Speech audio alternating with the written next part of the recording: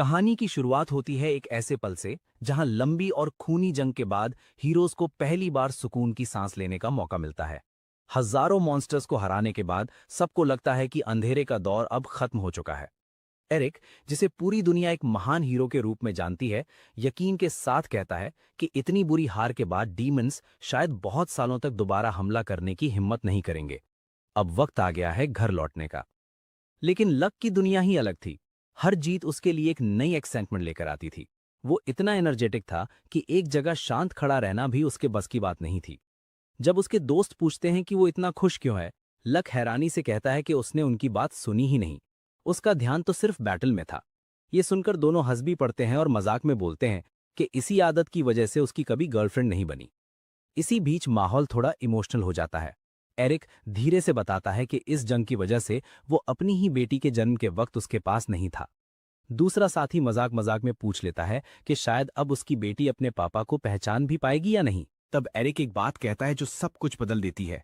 वो और गोरिन हर रोज सिर्फ इसलिए लड़ते हैं क्योंकि घर पर उनका इंतजार करने वाले लोग मौजूद हैं, लेकिन अगले ही पल उनकी उम्मीद टूट जाती है। केव के आगे जितनी दूर नजर जाती है वहां सिर्फ डीमंस ही डीमंस दिखाई देते हैं। एक ऐसी सेना जिसका कोई अंत नजर नहीं आता। लक तुरंत समझ जाता है कि सब लोग अपनी लिमिट तक लड़ चुके हैं। अगर इस हालात में बैटल शुरू हुई तो कोई भी जिंदा बाहर नहीं निकलेगा। इसीलिए बिना एक सेकंड गवाए वो अपने दोनों साथियों को बाहर निकलने का फैसला करता है। उसके लिए हीरो एरिक का जिंदा रहना सबसे जरूरी था। दुनिया को आगे भी उसकी जरूरत पड़ने वाली थी। अपनी मैजिक से लक एक जबरदस्त बैरियर बना देता है जो एरिक और गोरेन को केव के बाहर ढकेल देता है। अभी कुछ देर पहले दोनों ने बताया था कि उनकी फैमिली उनकी ताकत है, लेकिन लक के लिए उसकी असली फैमिली वही दो लोग थे।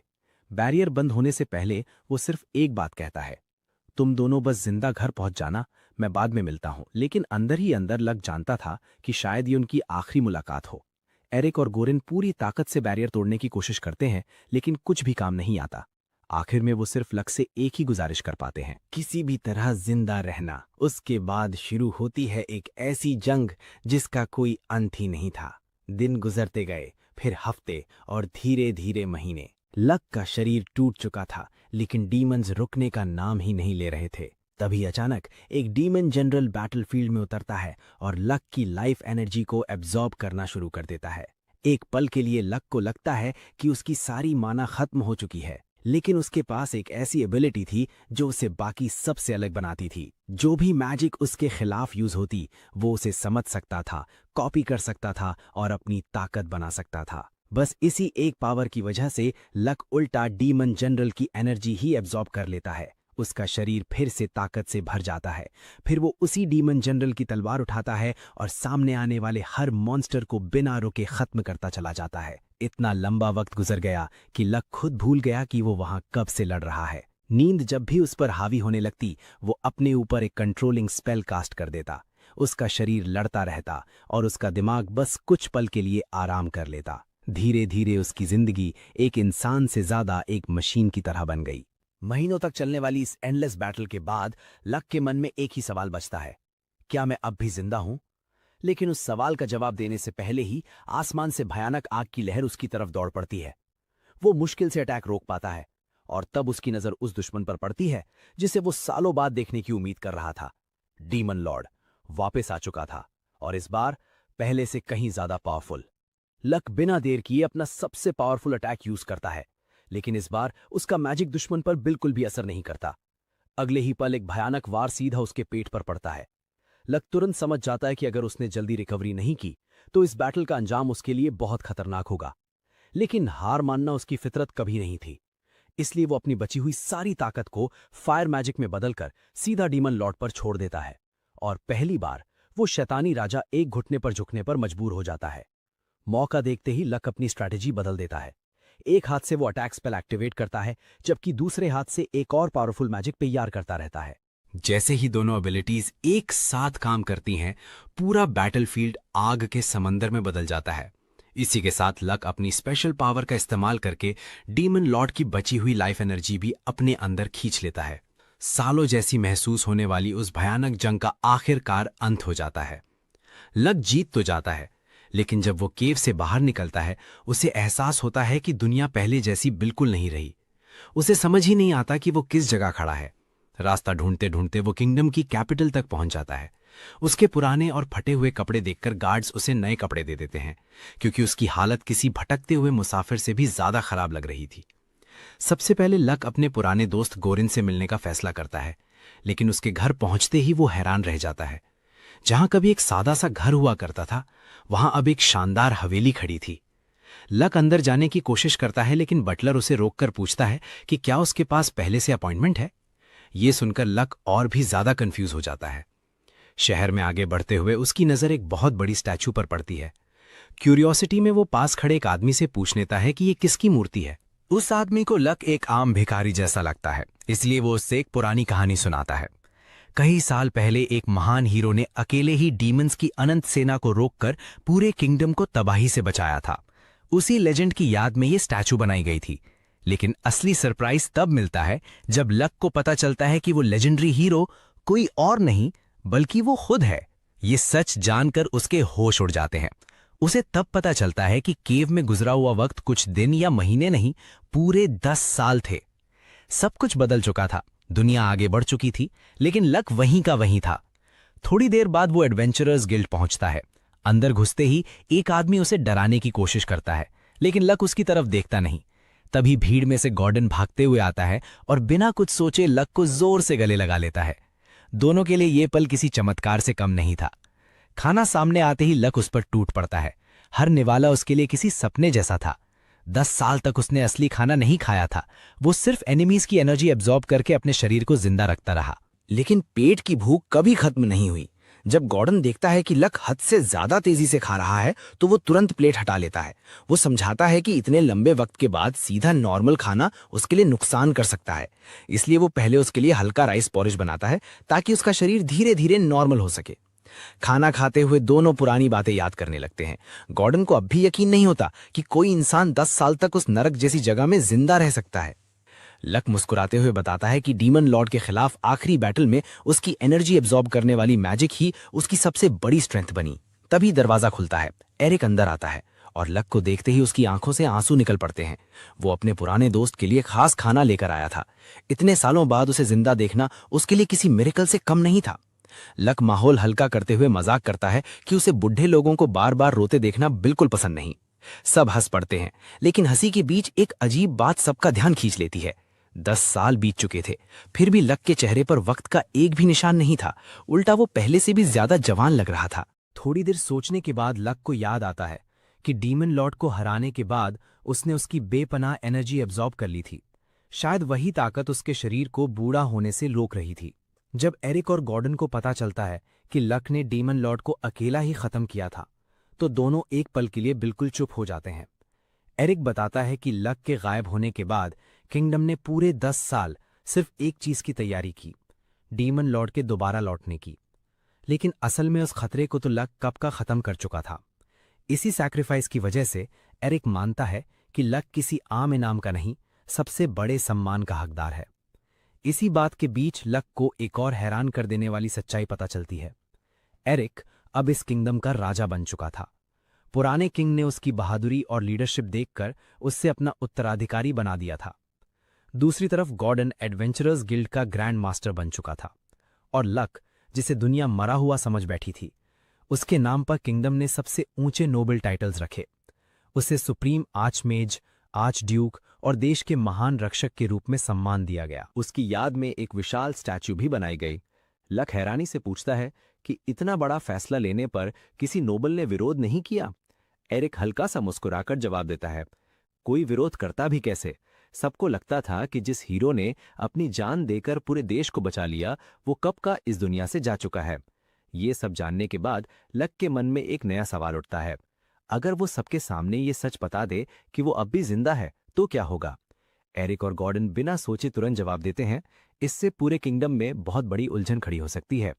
लक कुछ देर चुप रहता है, फिर हल्का सा मुस्कुराकर कहता है कि शायद सबके लिए यही बेहतर होगा कि दुनिया उसे गुजर चुके हीरो के रूप में ही याद रखे। अब उसके सामने सिर्फ एक ही गोल था, पुरानी पहचान को पीछे छोड़कर बिल्कुल नई जिंदगी शुरू करना। एक ऐसी जिंदगी जहां लोग उसे किसी लेजेंड की तरह नहीं, बस एक आम एडवेंचरर की तरह देखें। इस प्लान को सच बनाने के लिए एरिक और गॉर्डन एक स्पेशल कंसीलमेंट मैजिक का यूज करते हैं। इस स्पेल की वजह से एडवेंचरर्स गिल्ड के रिकॉर्ड्स में लक की असली आइडेंटिटी पूरी तरह छुप जाती है। रजिस्ट्रेशन पर सिर्फ उसका नाम दिखाई देता है। क्यूरियस होकर लक पूछता है कि उसका पूरा नाम आखिर था क्या। तब गॉर्डन हंसी के साथ बताता है उसका असली नाम हमेशा से लक लॉक फ्रैंजिन था। स्पेल सिर्फ उसकी आइडेंटिटी ही नहीं बल्कि उसकी असली पावर भी छुपा देता है। जहां उसका ओरिजिनल क्लास एक लेजेंडरी सुप्रीम मेज था, वहीं रजिस्ट्रेशन पर सिर्फ उसका सेकेंडरी क्लास नजर आता है, एफ रैंक वॉरियर। और इसी पल से दुनिया के लिए महान हीरो खत्म हो जाता है और एक नया एफ रैंक एडवेंचरर जन्म लेता है। नई शुरुआत के साथ लक फिर से एडवेंचरर्स गिल्ड पहुंचता है, लेकिन उसे पता नहीं होता कि कोई चुपचाप दूर से उसकी हर हरकत देख रहा था। गिल्ड के अंदर रिसेप्शनिस्ट उसका मिशन देखकर हैरान रह जाती है। एक बिगिनर होते हुए भी वो अकेला गॉब्लिन एक्सटर्मिनेशन क्वेस्ट लेना चाहता था। वो समझाती है कि गॉब्लिन्स को लोग अक्सर कमजोर समझ लेते हैं, लेकिन नए एडवेंचरर्स के लिए वही सबसे खतरनाक दुश्मन साबित होते हैं। लक सिर्फ मुस्कुराकर उसकी कंसर्न के लिए शुक्रिया अदा करता है और कहता है कि वो संभाल लेगा। तभी दो नए एडवेंचरर्स उसके पास आते हैं, एक लड़का और उसकी छोटी बहन। वो लक से पूछते हैं कि क्या वो उनके साथ पार्टी बनाना चाहेगा। लक जवाब दे उससे पहले ही रिसेप्शनिस्ट उन तीनों का रजिस्ट्रेशन एक ही टीम के रूप में कंप्लीट कर देती है। लड़के का नाम एरियो था, उसकी स्पेशलिटी फायर मैजिक थी और उसकी बहन जिनी एक स्किल्ड स्काउट और आर्चर थी। फॉर्मल इंट्रोडक्शन के बाद तीनों फॉरेस्ट की तरफ निकल पड़ते हैं। रास्ते भर लक चुपचाप दोनों को ऑब्जर्व करता रहता है। उसे जल्दी समझ आ जाता है कि जिनी की ऑब्जर्वेशन स्किल्स एक नॉर्मल एफ रैंक एडवेंचरर से काफी बेहतर है। लेकिन असली प्रॉब्लम अभी बाकी थी। एरिया की जांच करते वक्त टीम एक बहुत बड़ी गलती कर देती है। उन्हें सिर्फ उतने ही गॉब्लिन्स नजर आते हैं जितनी उन्होंने उम्मीद की थी, लेकिन लक की नजर कुछ और ही देख लेती है। जमीन पर कुछ फुटप्रिंट्स जानबूझकर छुपाए गए थे और लक अच्छी तरह जानता था कि आम गॉब्लिन्स इतनी प्लानिंग कभी नहीं कर सकते। इसका मतलब था कोई और ज्यादा इंटेलिजेंट क्रीचर पूरी ट्राइब को कमांड कर रहा था। लक चाहता तो इसी वक्त सब कुछ बता सकता था, लेकिन उसने खुद को रोक लिया। उसका मानना था कि असली एक्सपीरियंस सिर्फ सुनकर नहीं बल्कि गलतियां करके मिलता है। हाँ, अगर सिचुएशन कंट्रोल से बाहर जाती तो जिम्मेदारी उसकी भी होती। इसलिए वो मन ही मन एक वादा करता है, चाहे कुछ भी हो, एरियो और जिनी को वो मरने नहीं देगा। आखिरकार तीनों गॉब्लिन हाइडआउट तक पहुंच जाते हैं और एक ही नजर में समझ जाते हैं कि ये मिशन रिपोर्ट से कहीं ज्यादा डेंजरस है। आर्यो सजेस्ट करता है कि दिन के वक्त अटैक करना सही रहेगा, क्योंकि रात होते ही गॉब्लिन्स और भी अग्रेसिव हो जाते हैं। लक जल्दी से एक सिंपल बैटल प्लान बना देता है। जिन्नी डिस्टेंस से कवर देगी, आर्यो अपनी माना को बचाकर रखेगा और सिर्फ जरूरत पड़ने पर ही पावरफुल मैजिक यूज करेगा। खुद लक फ्रंटलाइन संभालेगा। बैटल शुरू होते ही उसकी स्पीड देखकर दोनों रोकीज एक पल के लिए हैरान रह जाते हैं। एक ही अटैक में पहला गॉब्लिन जमीन पर गिर चुका था, लेकिन जैसे जैसे वो हाइडआउट के अंदर बढ़ते गए, दुश्मनों की संख्या कम होने के बजाय बढ़ती ही गई। 30 से ज्यादा गॉब्लिन्स को हराने के बाद आर्यो और जिनी की सांसें तेज चलने लगती हैं। लक उन्हें शांत करते हुए बताता है कि बड़ी गॉब्लिन ट्राइब्स में ऐसा होना बिल्कुल आम बात है। थोड़ी देर बाद वो आर्यो से पूछता है, क्या तुम एक और फायर स्पेल कास्ट कर सकते हो? आर्यो गहरी सांस लेकर कहता है, बस एक और, उसके बाद मेरी माना खत्म हो जाएगी। उधर जिन्नी भी बताती है कि उसके पास सिर्फ 3 एरोज बचे हैं। रिसोर्सेज लगभग खत्म हो चुके थे। ये देखकर आर्यो को लगता है कि अब पीछे हटना ही सबसे समझदारी भरा फैसला होगा। लेकिन लक की नजर अब भी अंधेरे में छुपी उस असली डेंजर को ढूंढ रही थी। जैसे ही लक और उसकी टीम वापस लौटने का फैसला करती है, उनके रास्ते में अचानक एक और दुश्मन आ खड़ा होता है। लेकिन ये कोई आम गॉब्लिन नहीं था।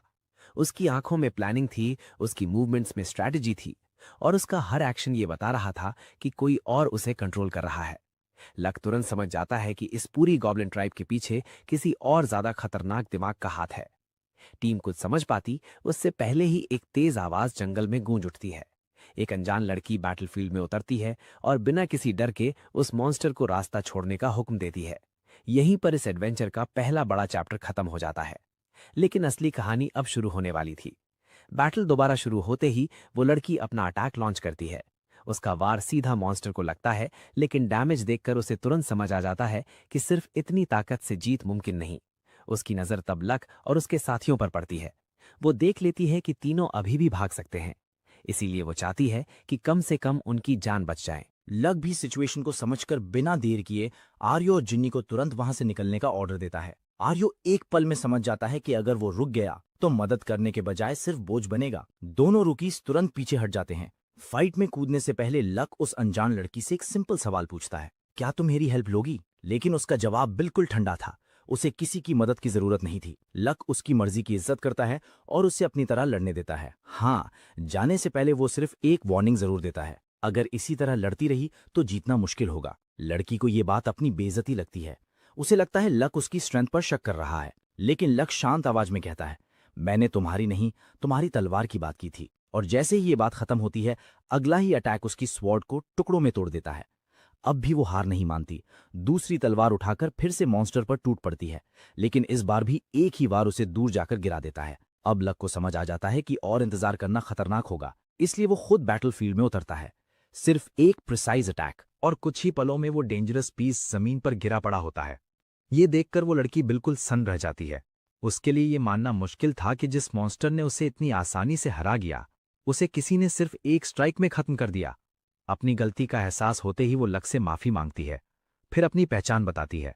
वो ईस्टर्न बीस्ट फोक ट्राइब के चीफ की बेटी थी और दिल से लक का शुक्रिया अदा करती है कि उसने उसकी जान बचा ली। लेकिन उसके मन में एक सवाल अब भी बाकी था, आखिर तुम हो कौन? लक हमेशा की तरह सीधा और सिंपल जवाब देता है, मैं बस एक एफ रैंक एडवेंचरर हूं। लड़की को ये बात बिल्कुल हजम नहीं होती। इतनी पावर वाला इंसान एफ रैंक, ये नामुमकिन लग रहा था। तब लक अपना एडवेंचरर कार्ड निकालकर दिखा देता है। कार्ड देखकर भी वो हैरान रह जाती है। सबूत उसके सामने था, फिर भी उसका दिमाग इस बात को एक्सेप्ट नहीं कर पा रहा था। वो पूछ बैठती है कि इतनी ताकत होने के बाद भी लक ने अपना रैंक क्यों नहीं बढ़ाया। लक बस मुस्कुरा देता है। उसके पीछे एक बहुत लंबी कहानी है और बात वहीं खत्म कर देता है। फिर वो उस लड़की से उसका रैंक पूछता है। वो बताती है कि वो बी रैंक एडवेंचरर है। साथ ही ये भी मान लेती है कि उसने लक को कमजोर समझकर बहुत बड़ी गलती की। लक उसकी बात का बिल्कुल बुरा नहीं मानता। उसके हिसाब से अगर कोई भी रुकी दिखे तो उसे बचाने की कोशिश करना एक एक्सपीरियंस्ड एडवेंचरर की नेचुरल रिस्पॉन्सिबिलिटी होती है। इसलिए वो पहली बार अपना पूरा इंट्रोडक्शन देता है। नाम लक है और मैं एक वेटरन एफ रैंक एडवेंचरर हूं। बातों ही बातों में लक को एक और चीज याद आती है। जब वो लड़की गॉब्लिन किंग को देख रही थी, तब उसने सिर्फ उसे एक छोटा कीड़ा समझा था। अगर उसके लिए गॉब्लिन किंग भी इतना इनसिग्निफिकेंट था, तो सोचो अंदर छुपा असली दुश्मन कितना खतरनाक होगा। लक बिना कुछ और कहे केव की ओर अंदर चलने लगता है। लड़की पीछे से आवाज लगाती है, तुम वहां जा क्यों रहे हो? लक शांत अंदाज में जवाब देता है, मैं गॉब्लिन्स को खत्म करने आया था, लेकिन अगर उनसे भी बड़ा खतरा यहां छुपा है तो उसे जिंदा छोड़ना आसपास के गांव के लिए बहुत बड़ा रिस्क होगा। तब वो लड़की आखिर सच बता देती है, केव के सबसे अंदर एक ऐसा दुश्मन इंतजार कर रहा है जिसे हराना बिल्कुल आसान नहीं। वो था एक वैम्पायर लॉर्ड। नाम सुनते ही लक का एक्सप्रेशन बदल जाता है। उसे अच्छी तरह पता था कि वैम्पायर लॉर्ड्स सिर्फ ताकतवर ही नहीं होते। और वही बच निकला हुआ वैम्पायर आज का वैम्पायर लॉर्ड था। उस दिन की हार को वो अपनी ट्राइब के लिए एक दाग मानती थी और चीफ की बेटी होने के नाते उस दाग को मिटाना उसकी जिम्मेदारी बन चुकी थी। कई सालों की तलाश के बाद आखिर उसने उस मॉन्स्टर का ठिकाना ढूंढ ही लिया। उसकी बात खत्म होते ही लक बिना कुछ कहे अपनी स्वॉर्ड उसके हाथ में दे देता है। खुद वो बिना किसी वेपन के लड़ने का फैसला करता है। ये देखकर लड़की को लगता है कि शायद वो मजाक कर रहा है, लेकिन जैसे ही बैटल शुरू होती है, लक अपने खाली हाथों से ही मॉन्स्टर्स के बीच घुस जाता है। ना कोई तलवार, ना कोई मैजिक, सिर्फ स्पीड, टेक्निक और परफेक्ट मार्शल आर्ट्स। हर अटैक इतना प्रिसाइज था कि दुश्मन संभलने का मौका ही नहीं पाते। लक बताता है कि असल में वो एक मेज जरूर है, लेकिन सालों तक उसने एरिक और गॉर्डन जैसे लेजेंडरी वॉरियर्स के साथ सफर किया था। फ्रंट लाइन पर लड़ते लड़ते उसने सिर्फ मैजिक ही नहीं, फिजिकल कॉम्बैट भी मास्टर कर लिया। और फिर 10 साल तक बिना रुके डीमंस के खिलाफ लड़ाई ने उसकी बॉडी को एक अलग ही लेवल पर पहुंचा दिया। आखिरकार दोनों केव के सबसे अंदर वाली चेंबर तक पहुंच जाते हैं। अंदर का नजारा देखते ही दोनों कुछ पल के लिए खामोश हो जाते हैं। हर तरफ इंसानों की खोपड़ियां बिखरी हुई थी। ये सिर्फ एक हाइड आउट नहीं, एक खौफनाक कत्लगाह थी। ये देखकर लड़की अपनी मुट्ठी कस लेती है। उसके दिल में सिर्फ एक ही इरादा बचता है, आज चाहे जो हो जाए ये वैम्पायर लॉर्ड बचकर नहीं निकलेगा। उधर वैम्पायर उन्हें देखकर हंसने लगता है। उसे उसके पिता के साथ हुई पुरानी लड़ाई याद आ जाती है। वो घमंड से कहता है कि उसका बाप भी उसका कुछ नहीं बिगाड़ पाया था, तो उसकी बेटी उससे क्या ही हरा पाएगी। लक तब तक पूरी सिचुएशन समझ चुका था। उसके हिसाब से गॉब्लिन्स सिर्फ असली प्लान का हिस्सा थे। उन्हें जानबूझकर बाहर छोड़ा गया था ताकि एडवेंचरर्स उनका पीछा करते हुए सीधा इस केव तक आ जाएं। यानी गॉब्लिन सिर्फ जिंदा चारा थे और असली शिकारी सामने खड़ा था। वैम्पायर हैरान रह जाता है कि लक ने उसकी पूरी स्ट्रैटेजी इतनी आसानी से समझ ली। वो मुस्कुरा कर कहता है, इतना समझदार इंसान मेरे लिए एक परफेक्ट सर्वेंट बन सकता है।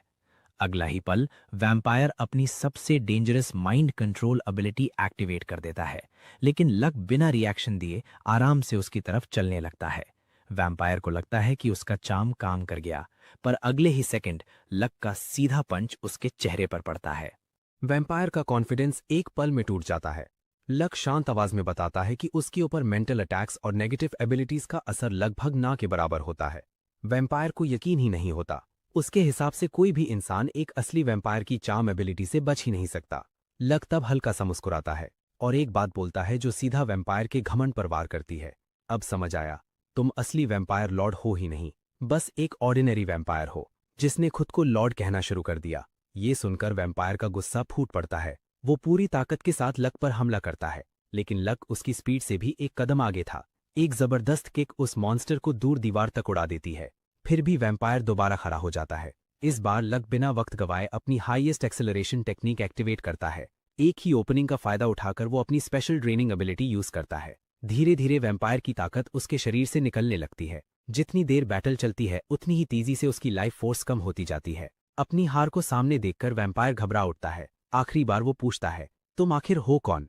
लक के चेहरे पर जरा भी घमंड नहीं था। वो बिल्कुल शांत अंदाज में बस इतना कहता है, मैं एक एफ रैंक एडवेंचरर हूं। अपनी हार को सामने देखकर वैम्पायर समझ जाता है कि अब जीत नामुमकिन है, इसलिए वो सीधा भागने की कोशिश करता है। लेकिन इस बार उसके रास्ते में जिया खड़ी थी। वो एक पल भी जाया किए बिना उसका रास्ता रोक लेती है और पूरी ताकत के साथ अपना फाइनल अटैक लॉन्च कर देती है। अगले ही पल वैम्पायर हमेशा के लिए धूल में बदल चुका था। बैटल खत्म होते ही जिया गहरी सांस लेती है और लक का दिल से शुक्रिया अदा करती है।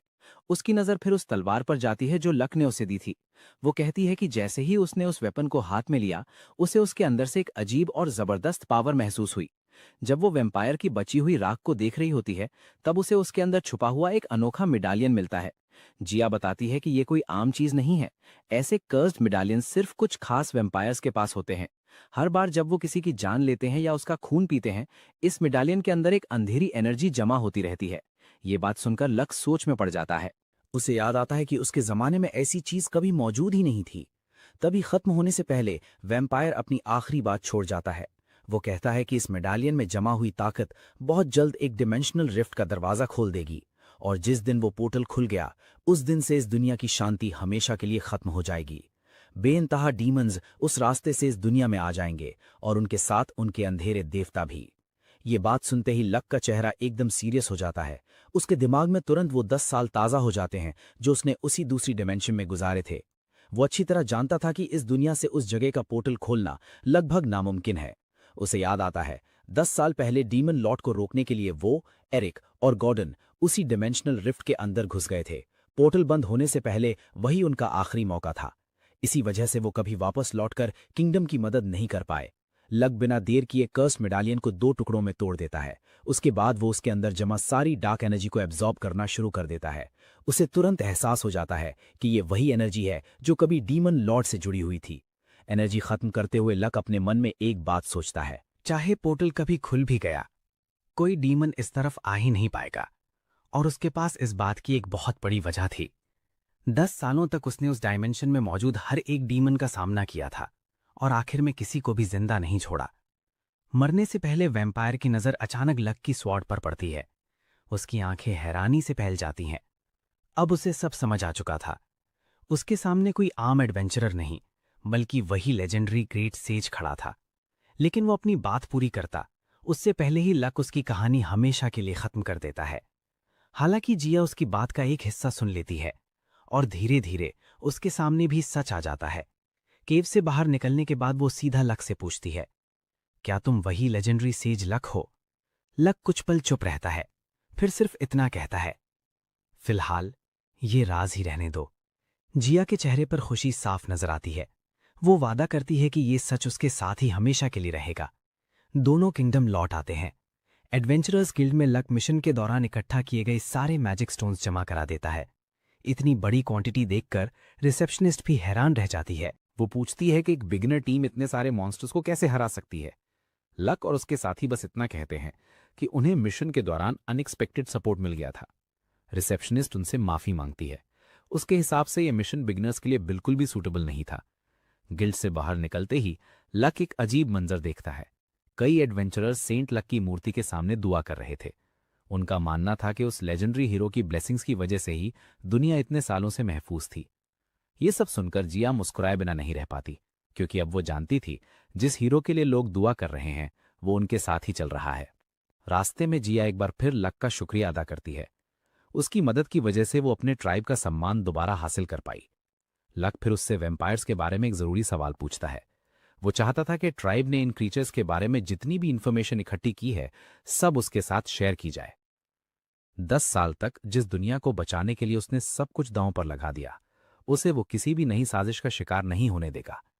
जिया बताती है कि इस मामले में सबसे सही इंसान लॉर्ड मॉर्टन है और लक को उन्हें भी वार्निंग देनी होगी। क्योंकि मुमकिन है कि और भी वैम्पायर लॉर्ड्स कहीं छुपे बैठे हों। लक पूछता है कि क्या ये बात एडवेंचरर्स गिल्ड तक पहुंच चुकी है। जिया हाँ में जवाब देती है, लेकिन उसे डर है कि शायद ऑफिशियल एक्शन लेने में अब बहुत देर हो चुकी होगी। अलविदा कहने से पहले जिया कर्स्ड मेडालियन का आधा हिस्सा लक को दे देती है। उसका कहना था कि जब भी फ्यूचर में सच साबित करने की जरूरत पड़े, ये टुकड़ा सबसे बड़ा सबूत बन सकता है। और इसी के साथ लक की नई जर्नी सिर्फ शुरू होती है। इस बार उसका सामना सिर्फ मॉन्स्टर्स से नहीं, बल्कि एक ऐसे अंधेरे से होने वाला था जो पूरी दुनिया की तकदीर बदल सकता था। लक कर्स्ड मेडालियन का आधा हिस्सा अपने पास रख लेता है। दूसरी तरफ जिया तुरंत अपने ट्राइब की तरफ निकल पड़ती है। उसका इरादा था कि वैम्पायर्स और इस अजीब मेडालियन के बारे में जितनी भी पुरानी जानकारी हो सके सब इकट्ठी की जाए। लक भी बिना वक्त गवाए गॉर्डन से मिलने का फैसला करता है। उसे लगता था कि अब जो कुछ उसने देखा था उसके बारे में किंगडम के सबसे भरोसेमंद लोगों को पता होना जरूरी है। सीन शिफ्ट होता है और गॉर्डन के ऑफिस में दोनों गहरी डिस्कशन करते नजर आते हैं। सबसे पहले गॉर्डन हल्का सा नाराज होकर कहता है कि लक पूरे 3 दिन तक बिना किसी खबर के गायब रहा। उस दौरान वो सच में उसकी सेफ्टी को लेकर परेशान था। वो मुस्कुराते हुए बस एक रिक्वेस्ट करता है, अगर अगली बार कहीं जाना हो तो कम से कम एक बार बता कर जाना। लक उसकी बात समझता है। फिर वो केव में हुई हर एक घटना डिटेल में बताता है। वैम्पायर, कर्स्ड मेडालियन और डार्क गॉड से जुड़ी वो डरा देने वाली वार्निंग। जैसे जैसे गॉर्डन सब कुछ सुनता है उसके चेहरे की सीरियसनेस बढ़ती चली जाती है। उसके लिए सबसे बड़ा झटका ये था कि डीमन लॉर्ड भी किसी और ज्यादा पावरफुल फोर्स का सिर्फ एक हिस्सा था, यानी असली खतरा अभी खत्म नहीं हुआ था। गॉर्डन मेडालियन को ध्यान से एग्जामिन करता है। उसके एक्सपीरियंस के हिसाब से ये किसी भी नॉर्मल मेटल से बना हुआ नहीं लग रहा था। ना ये गोल्ड था और ना ही मिथ्रिल। इसीलिए वो फैसला करता है कि इस आइटम को एक्सपर्ट्स के पास भेजना चाहिए। शायद उसकी असल बनावट ही इस पूरी मिस्ट्री की सबसे बड़ी की हो। दोनों की बातचीत धीरे धीरे खत्म होने लगती है। लक थकान भरी सांस लेकर कहता है कि अब उसे थोड़ा आराम करना होगा। इतने दिनों की लगातार फाइट्स ने उसका शरीर पूरी तरह थका दिया था। जाने से पहले गॉर्डन एक बार फिर उसका शुक्रिया अदा करता है। उसके लिए लक सिर्फ एक दोस्त नहीं, बल्कि वो इंसान था जिसने बार बार अपनी जान दांव पर लगाकर हजारों लोगों की जिंदगी बचाई थी। लेकिन उन दोनों को बिल्कुल अंदाजा नहीं था कि उनकी पूरी कॉन्वर्सेशन कोई और भी सुन रहा था। जैसे ही लक दरवाजा खोलता है उसकी नजर बाहर खड़ी एक लड़की पर पड़ती है। वो चुपचाप सारी बात सुन रही थी। ये थी सेलिस। अपनी चोरी पकड़ी जाती ही वो बिना कुछ कहे वहां से भाग जाती है। लक हैरान होकर गॉर्डन से पूछता है, क्या वो मुझसे नफरत करती है? गॉर्डन हल्की सी मुस्कान के साथ सर हिला देता है। उसके हिसाब से सेलिस किसी से नफरत नहीं करती, बस कुछ दिनों से जानबूझकर लक से बच रही थी। बाप होने के नाते वो अपनी बेटी को अच्छी तरह समझता था। उसके अंदर बी रैंक लेवल का टैलेंट जरूर था, लेकिन टैलेंट ही सब कुछ नहीं होता। एक्सपीरियंस, सही जजमेंट और मुश्किल वक्त में सही फैसला लेना, ये सब चीजें सिर्फ वक्त के साथ ही आती हैं। लक भी उसकी बात से सहमत होता है। उसके हिसाब से असली एडवेंचर का सबसे बड़ा टीचर खुद एक्सपीरियंस होता है। गॉर्डन थोड़ी देर के लिए उदास हो जाता है। वो कहता है कि काश इस वक्त उसकी वाइफ भी यहां होती तो शायद वो इस मामले में और अच्छी सलाह दे पाती। थोड़ी देर बाद लक आराम से बैठकर कॉफी एंजॉय कर रहा होता है। तभी अचानक कोई उसके सामने आकर खड़ा हो जाता है। वो सेलेस थी। बिना किसी इंट्रोडक्शन, बिना किसी वार्निंग, वो सीधा लक की आंखों में देखती है और पूरी सीरियसनेस के साथ एक ऐसी बात बोल देती है जिसे सुनकर कोई भी हैरान रह जाए। उसके हिसाब से लक असल में गॉर्डन का छुपा हुआ बेटा था और इसी अनएक्सपेक्टेड मिसअंडरस्टैंडिंग के साथ कहानी का दूसरा चैप्टर एक जबरदस्त कॉमेडी ट्विस्ट पर खत्म हो जाता है। सेलिस बताती है कि उसने सिर्फ 3 बातों से सब समझ लिया। पहली, उनके फादर ने मां के घर से निकलने का वेट किया और तभी लच को अंदर बुलाया। दूसरी, काफी सालों बाद उसने अपने फादर को इतना खुश देखा था।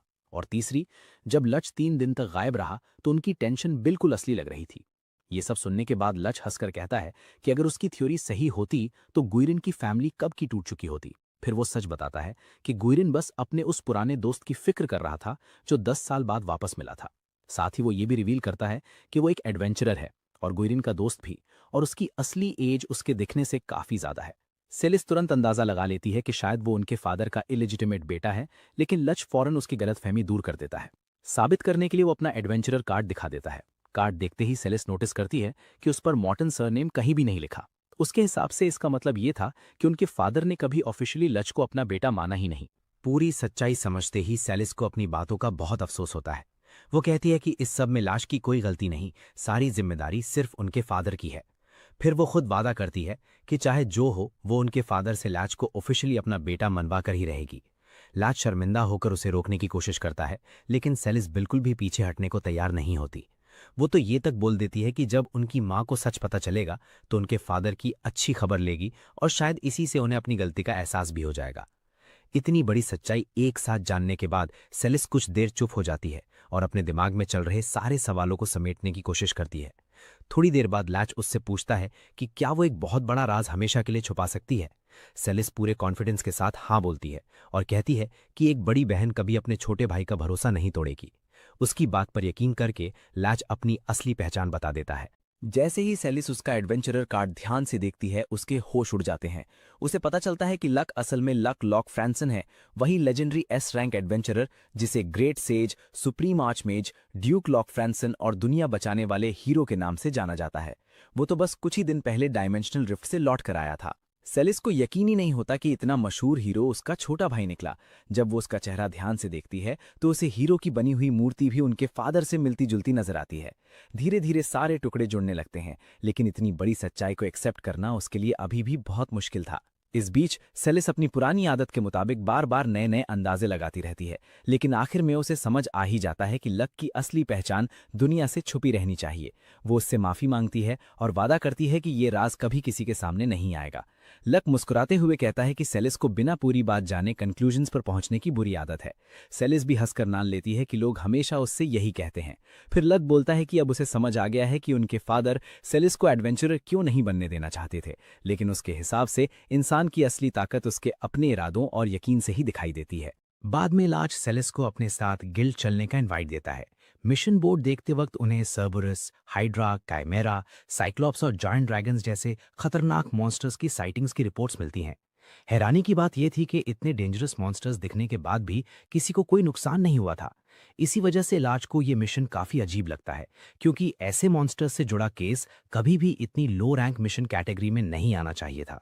लाच को सबसे ज्यादा हैरानी इस बात की होती है कि ये अजीब इंसिडेंट्स कैपिटल के इतने करीब हो रहे हैं, और सबसे बड़ी बात, गिल्ड तो मानता ही नहीं कि मैजिकल बीस्ट असल में होते हैं।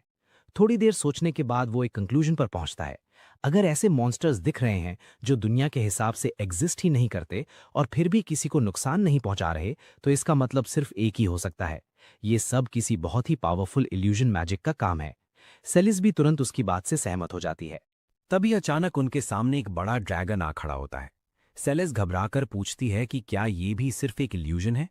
लैच शांत रहकर कहता है कि सारे क्लूज तो इसी तरफ इशारा कर रहे हैं। उसके मुताबिक इस ड्रैगन के अंदर असली क्रीचर वाली प्रेजेंस नहीं थी, और ना ही उसके बॉडी से किसी जिंदा मखलूक जैसी हीट निकल रही थी। फिर भी इल्यूजन इतना रियलिस्टिक था कि पहली नजर में किसी को भी धोखा हो सकता था। जब लैच ध्यान से सिचुएशन को समझ रहा होता है, तब सेलिस का डर साफ दिखने लगता है और उसका शरीर कांपने लगता है। तब लैच उसे सीधा ड्रैगन पर अटैक करने के लिए कहता है। सेलिस बिना वक्त गवाए उसकी तरफ दौड़ पड़ती है। वो ड्रैगन के अटैक्स को डॉज करती हुई बार बार वार करती है, लेकिन हर स्ट्राइक आसानी से रोक दी जाती है। कितनी भी कोशिश कर ले, उसका एक भी अटैक ड्रैगन को चोट नहीं पहुंचा पाता। दूसरी तरफ लैच सिर्फ खड़े होकर पूरी फाइट को ध्यान से ऑब्जर्व करता रहता है। लड़ाई देखकर लैच अंदाजा लगाता है कि सेलिस की स्ट्रेंथ लगभग एक रैंक बी एडवेंचरर के बराबर है, लेकिन उससे भी ज्यादा डेंजरस चीज ये थी कि ड्रैगन कोई नॉर्मल इल्यूजन नहीं था। ये सिर्फ आंखों का धोखा नहीं, बल्कि मना से बना हुआ एक एडवांस्ड मैजिकल कॉन्स्ट्रक्ट था। इसी बीच ड्रैगन एक मौका देखकर सेलिस को हिट कर देता है। लैच तुरंत बीच में आता है और अपनी मैना अब्जॉर्प्शन एबिलिटी एक्टिवेट कर देता है। सिर्फ एक अटैक के साथ वो ड्रैगन के इल्यूजन तक तोड़ देता है और बिना किसी मुश्किल के उसे खत्म कर देता है। फाइट खत्म होते ही लैच मजाक में पूछता है कि सेलिस जमीन पर और कितनी देर लौटती रहेगी। हैरान होकर सेलिस कहती है कि उसे तो एक खरोच तक नहीं आई।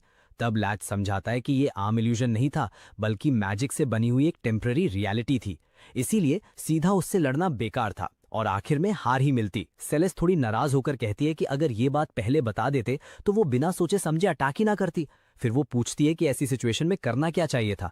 लैच जवाब देता है कि सबसे पहले असली स्पेल कास्टर को ढूंढकर उसे रोकना चाहिए, और अगर वो मुमकिन ना हो तो सबसे सही फैसला वहां से पीछे हट जाना है। सेलेस को भागने का आइडिया बिल्कुल पसंद नहीं आता, लेकिन लैच उसे याद दिलाता है कि जिंदा रहना किसी भी जीत से ज्यादा जरूरी होता है। इसके बाद लक्ष्य सीधा उस इंसान से बात करने का फैसला करता है जो ये सारा मैजिक चला रहा था। वो जोर से कहता है कि उसे पता है विलेजर्स कभी असली खतरे में थे ही नहीं। इसका मतलब किसी के पास लोगों को इस जगह से दूर रखने की कोई खास वजह जरूर है। वो ये भी बताता है कि गिल्ड ने उसे इन्वेस्टिगेशन के लिए भेजा है, और अगर बात नहीं बनी तो मिशन या तो कैंसिल करना पड़ेगा या फिर फोर्स यूज करके कंप्लीट करना होगा। छुपी हुई आवाज आखिर जवाब देती है कि इस जगह पर एक बहुत ही कीमती चीज की हिफाजत की जा रही है। लक्ष्य तुरंत पूछता है कि क्या ये सब उनके बच्चे की वजह से हो रहा है, और क्या उसकी हिफाजत सिर्फ इसी जगह मुमकिन है। सामने से जवाब मिलता है कि बात इतनी आसान नहीं है, लेकिन लक्ष्य समझाता है कि अगर ये मिशन फेल हो गया तो गिल्ड किसी और एडवेंचरर को भेज देगी। पहले तो वो मिस्टीरियस औरत इस बात को मान लेती है, लेकिन लक्ष्य उसे वार्न करता है कि अगला एडवेंचरर शायद बातचीत की जगह सीधा फोर्स का इस्तेमाल करे और उसे हराने की कोशिश करे। ये सुनकर उसे भी समझ आ जाता है कि इससे किसी का भला नहीं होगा। आखिरकार वो लक्ष्य की बात मान लेती है। कुछ ही देर बाद एक जवान डीमन गर्ल उनके सामने आ जाती है। उसे देखते ही लैच उसकी मैजिक की तारीफ करता है और कहता है कि उसकी इल्यूजन और अपनी प्रेजेंस छुपाने की एबिलिटी वाकई कमाल की है। लैच उस डीमन गर्ल की तारीफ करता है और कहता है कि उसकी इल्यूजन मैजिक और अपनी प्रेजेंस छुपाने की स्किल वाकई लाजवाब है। वो मुस्कुराकर कॉम्प्लीमेंट एक्सेप्ट करती है और अपना नाम लुसिला बताती है। फिर उसकी मुलाकात लैच और सेलिस से होती है, जहां लैच खुद को सिर्फ एक रैंक ई एडवेंचरर के रूप में इंट्रोड्यूस करता है। सेलिस ये जानकर हैरान रह जाती है कि लुसिला एक डीमन है। उसके दिमाग में तुरंत ये बात आती है कि सारे डीमंस बुरे होते हैं। लुसिला शांत तरीके से उसकी गलत सोच को ठीक करती है। वो बताती है कि डीमंस के पास बहुत ज्यादा मैजिकल पावर और जबरदस्त कॉम्बैट स्किल जरूर होती हैं, लेकिन इसका मतलब ये नहीं कि उनकी पूरी रेस हमेशा वायलेंट या ईविल हो। इसके बाद लाच पूछता है कि आखिर वो किस चीज की इतनी हिफाजत कर रही है। लुसिला सच बताने का फैसला कर लेती है। रास्ते में लाच उससे एक और सवाल करता है, इतनी जल्दी उस पर भरोसा क्यों किया। लुसिला मुस्कुराकर कहती है कि पहली मुलाकात में ही उसे समझ आ गया था कि लाच उससे कहीं ज्यादा पावरफुल है। कुछ देर बाद वो सबको कैमियो एरा के पुराने रूइंस तक ले जाती है। वहां पहुंचते ही लुचिला आवाज लगाती है कि लॉर्ड गिलबर्गा वो वापस आ गई है। लेकिन सेलिस की कंफ्यूजन तब और बढ़ जाती है जब उसके सामने सिर्फ एक आम सा चिकन खड़ा नजर आता है। जब सेलिस उसे चिकन बोल देती है तो वो नाराज हो जाता है, लेकिन थोड़ी देर बाद मान भी लेता है कि देखने में तो वो वैसा ही लगता है। तब लुचिला बताती है कि ये ही लॉर्ड गिलबर्गा है। उनका रूप चाहे कितना भी नॉर्मल और हार्मलेस लगे, लेकिन उनके अंदर एक सच्चे गॉड जैसी शक्ति छुपी हुई है। वो समझाती है कि उनके पूर्वजों के पास एक ऐसा डिवाइन गीत था जो दुनिया को जगा सकता था, दिन और रात को अलग कर सकता था और अलग अलग डिमेंशंस के बीच की बाउंड्री बना सकता था। इसी विरासत की वजह से लॉर्ड गिलबर्गा किसी भी डिमेंशनल पैसेज को बंद कर सकते हैं और डिमेंशनल रिफ्ट को हमेशा के लिए सील करने की ताकत रखते हैं। अगर वो रिफ्ट खुला रह गया तो अनेक डीमंस इस दुनिया में घुस आएंगे और उनके बाद डार्क गॉड्स भी आ सकते हैं जो पूरी ह्यूमैनिटी को तबाही के किनारे ला खड़ा कर देंगे। अब लैक को समझ आ जाता है कि लॉर्ड गिलबर्गा कितने इंपॉर्टेंट है। वो पूछता है कि क्या इसी वजह से वैम्पायर्स लुचिला का पीछा कर रहे हैं। लुचिला हाँ में जवाब देती है और अपनी दर्दनाक कहानी बताती है। वो बताती है कि उसका परिवार नॉर्दर्न माउंटेन्स में रहता था, लेकिन एक ही वैम्पायर ने उनके घर पर हमला कर दिया। उस कत्लेआम में उसके पूरे परिवार की जान चली गई और सिर्फ वही जिंदा बच सकी। मरते वक्त उसके फैमिली हेड ने लॉर्ड गिलबर्गा की जिम्मेदारी उसके हवाले की ताकि वो उन्हें सुरक्षित जगह तक ले जा सके। लुचिला ये भी बताती है कि उसने इन पुराने रूइंस को इसलिए चुना क्योंकि उसने सुना था कि यहाँ एक एंशिएंट बैरियर है जो वैम्पायर्स को दूर रखता है। लैक पूछता है कि क्या यहाँ आने के बाद कभी उस पर अटैक नहीं हुआ। वो सर हिलाकर बताती है कि वैम्पायर्स कई बार उस तक पहुंचने की कोशिश कर चुके हैं। बैरियर उन्हें रोकता जरूर है, लेकिन हमेशा के लिए नहीं। रूइंस के आसपास का खतरा समझने के बाद लैक एक फैसला लेता है। वो लुचिला को अपने साथ कैपिटल चलने का ऑफर देता है। लुचिला हिचकिचाती है क्योंकि उसे लगता है कि रूइंस के बाहर उसकी हिफाजत करने वाला कोई बैरियर नहीं होगा। तब लैक उसे यकीन दिलाता है कि अब उसकी सुरक्षा की जिम्मेदारी उसकी होगी। वो वादा करता है कि जब तक वो साथ है कोई भी उसका बाल भी बांका नहीं कर सकता। अपनी बात को साबित करने के लिए लाच बताता है कि उसके पास डीमन किंग की तलवार है और उसके पास ये तलवार सिर्फ एक ही वजह से है, क्योंकि डीमन किंग को उसने खुद हराया था। ये सच सुनते ही लुचिला को एहसास होता है कि वो किसी आम एडवेंचरर के सामने नहीं बल्कि लेजेंडरी ग्रेट सेज लॉर्ड लोकैज के सामने खड़ी है। जज्बात से भरकर वो लॉर्ड गिलबर्गा की कसम खाती है कि चाहे कितना भी बड़ा खतरा क्यों ना आ जाए वो अपनी जान देकर भी लैच की हिफाजत करेगी। लैच उसका शुक्रिया अदा करता है, और सिर्फ उसका ही नहीं बल्कि उसके उन सारे पूर्वजों का भी जिन्होंने पीढ़ी दर पीढ़ी अपनी जान दांव पर लगाकर दुनिया और इस अनमोल विरासत की रक्षा की। ये अल्फाज सुनकर लुचीला की आंखें भर आती हैं। अपने एंसेस्टर्स की कुर्बानी पर उसे पहली बार इतना गर्व महसूस होता है। जब सब कैपिटल के लिए निकलने की तैयारी करते हैं, सेलिस मजाक में कहती है कि लगता है लैच एक और नया साथी घर ले जा रहा है। फिर वो हंसकर सोचती है कि इस बार उनके फादर का रिएक्शन देखने लायक होगा। सेलिस मजाक में लॉर्ड गिलबर्गा को लैच का एक और अजीब पेट समझ लेती है, लेकिन लैच तुरंत उसकी बात काट देता है और साफ कह देता है कि लॉर्ड गिलबर्गा कोई आम पेट नहीं बल्कि एक ऐसी हस्ती हैं जिनकी असली अहमियत का अंदाजा लगाना भी मुश्किल है। तभी अचानक 3 वैम्पायर्स उनके सामने आ खड़े होते हैं और उनका रास्ता रोक लेते हैं। उनमें से एक लच से उसका नाम पूछता है, लेकिन लच ठंडे लहजे में जवाब देता है कि निचले दर्जे के वैम्पायर्स उसका नाम सुनने के भी लायक नहीं है। ये बात सुनते ही वैम्पायर्स गुस्से से भड़क उठते हैं और तुरंत अटैक करने की तैयारी कर लेते हैं। लच समझ जाता है कि उनका असली निशाना लॉर्ड गिलबर्गा है, इसलिए वो डिसाइड करता है कि उन्हें एक भी मौका नहीं दिया जाएगा और कोई भी जिंदा बचकर नहीं निकलेगा। एक पल में ही लच मैजिक एरो कास्ट करता है, उसके बाद एक्सट्रीम फ्लेम से उन्हें घेर लेता है और आखिर में डेथ स्पेल से तीनों का काम तमाम कर देता है। पूरी फाइट कुछ ही सेकंड्स में खत्म हो जाती है और वैम्पायर्स को पलटकर वार करने का भी मौका नहीं मिलता। ये सब देखकर बाकी लोगों को भी समझ आ जाता है कि लॉर्ड गिलबर्गा की हिफाजत क्यों इतनी जरूरी है। अब उन्हें एहसास होता है कि वो किसी आम क्रीचर के साथ नहीं बल्कि दुनिया के लिए बेहद कीमती हस्ती के साथ सफर कर रहे हैं। सिटी लौटने के बाद लच की मुलाकात जा से होती है। उसे देखकर लच समझ जाता है कि वो भी अपना मिशन कंप्लीट करके वापस आ चुकी है। जा बताती है कि वो उसी का इंतजार कर रही थी और सब कुछ प्लान के मुताबिक हुआ। सेलिस हैरान होकर पूछती है कि ये लड़की कौन है। लैच उसका इंट्रोडक्शन करवाता है और बताता है कि जा एक रैंक बी एडवेंचरर और एक्सपीरियंस्ड वैम्पायर हंटर है। जा सिर्फ इस नज़र सेलिस पर डालकर समझ जाती है कि वो अभी भी एक बिगिनर है। उसके बाद वो लैच से कहती है कि उससे एक बहुत ज़रूरी बात प्राइवेट में करनी है। दोनों अलग रूम में चले जाते हैं। वहां जा बताती है कि वैम्पायर्स एक बहुत बड़ा प्लान तैयार कर रहे हैं और इस पूरे ऑपरेशन की कमांड एक वैम्पायर ग्रैंड लॉर्ड के हाथ में है।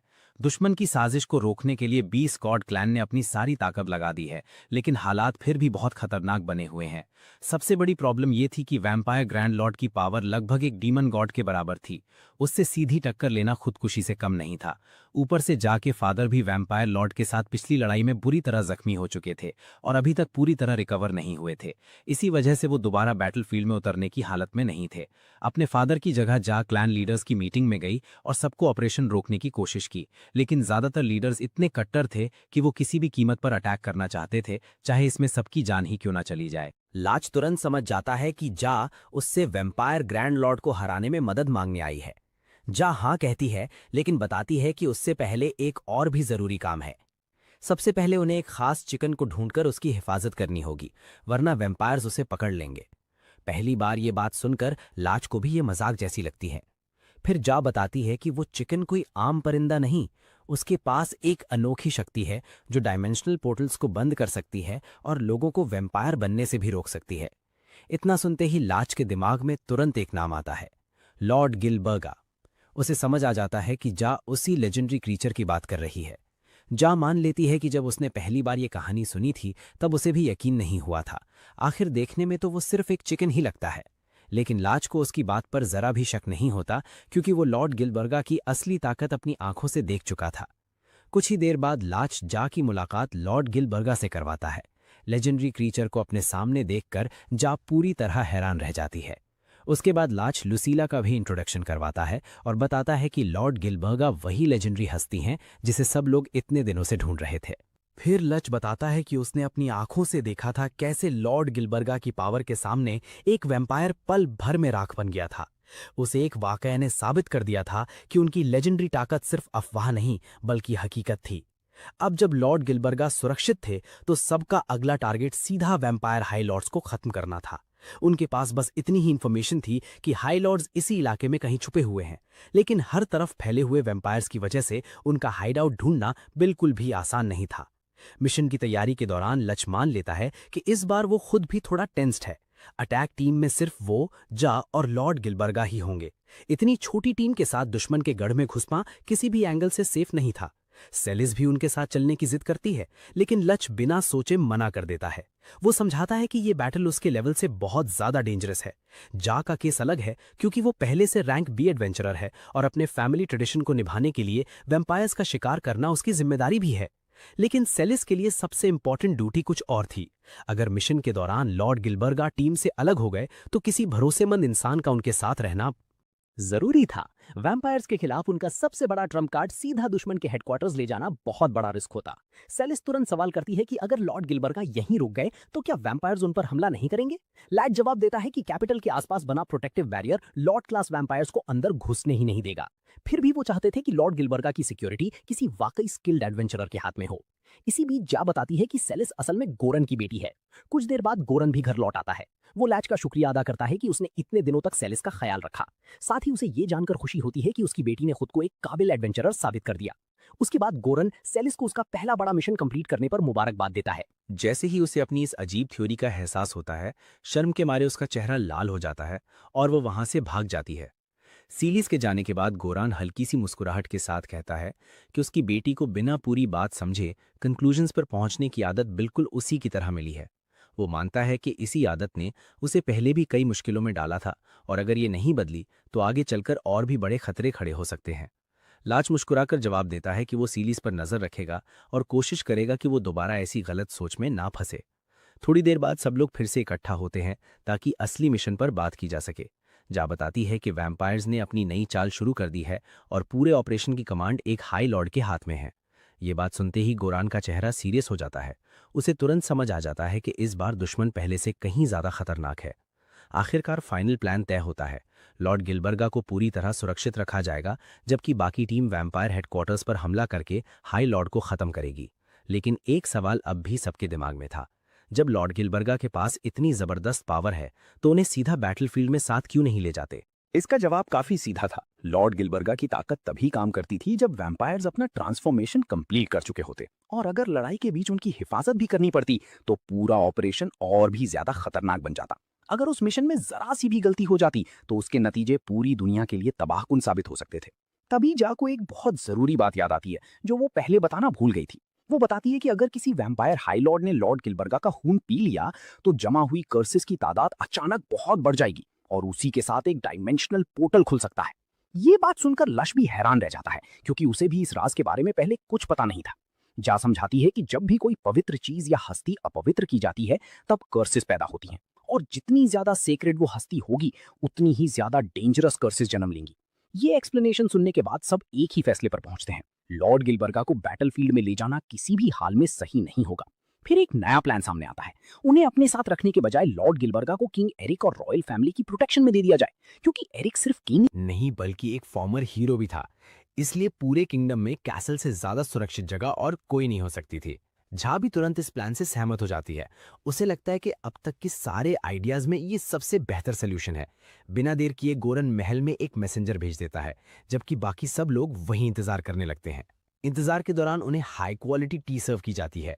इसी बीच एक यंग गाइड उन्हें रॉयल कोर्ट के बारे में बताता है। वो बताता है कि किंग एरिक ने यंग जनरेशन के लिए एक बहुत बड़ा ट्रेनिंग प्रोग्राम शुरू किया हुआ है। लगभग 2000 स्टूडेंट्स वहां नाइट्स, शेफ्स और कई दूसरे प्रोफेशंस की ट्रेनिंग ले रहे हैं। इस प्रोग्राम का मकसद गरीब परिवारों के बच्चों, बिना सपोर्ट वाले यंग नोबल्स और डीमन किंग के खिलाफ जंग में अपने माँ बाप खो चुके बच्चों को एक नई जिंदगी देना था।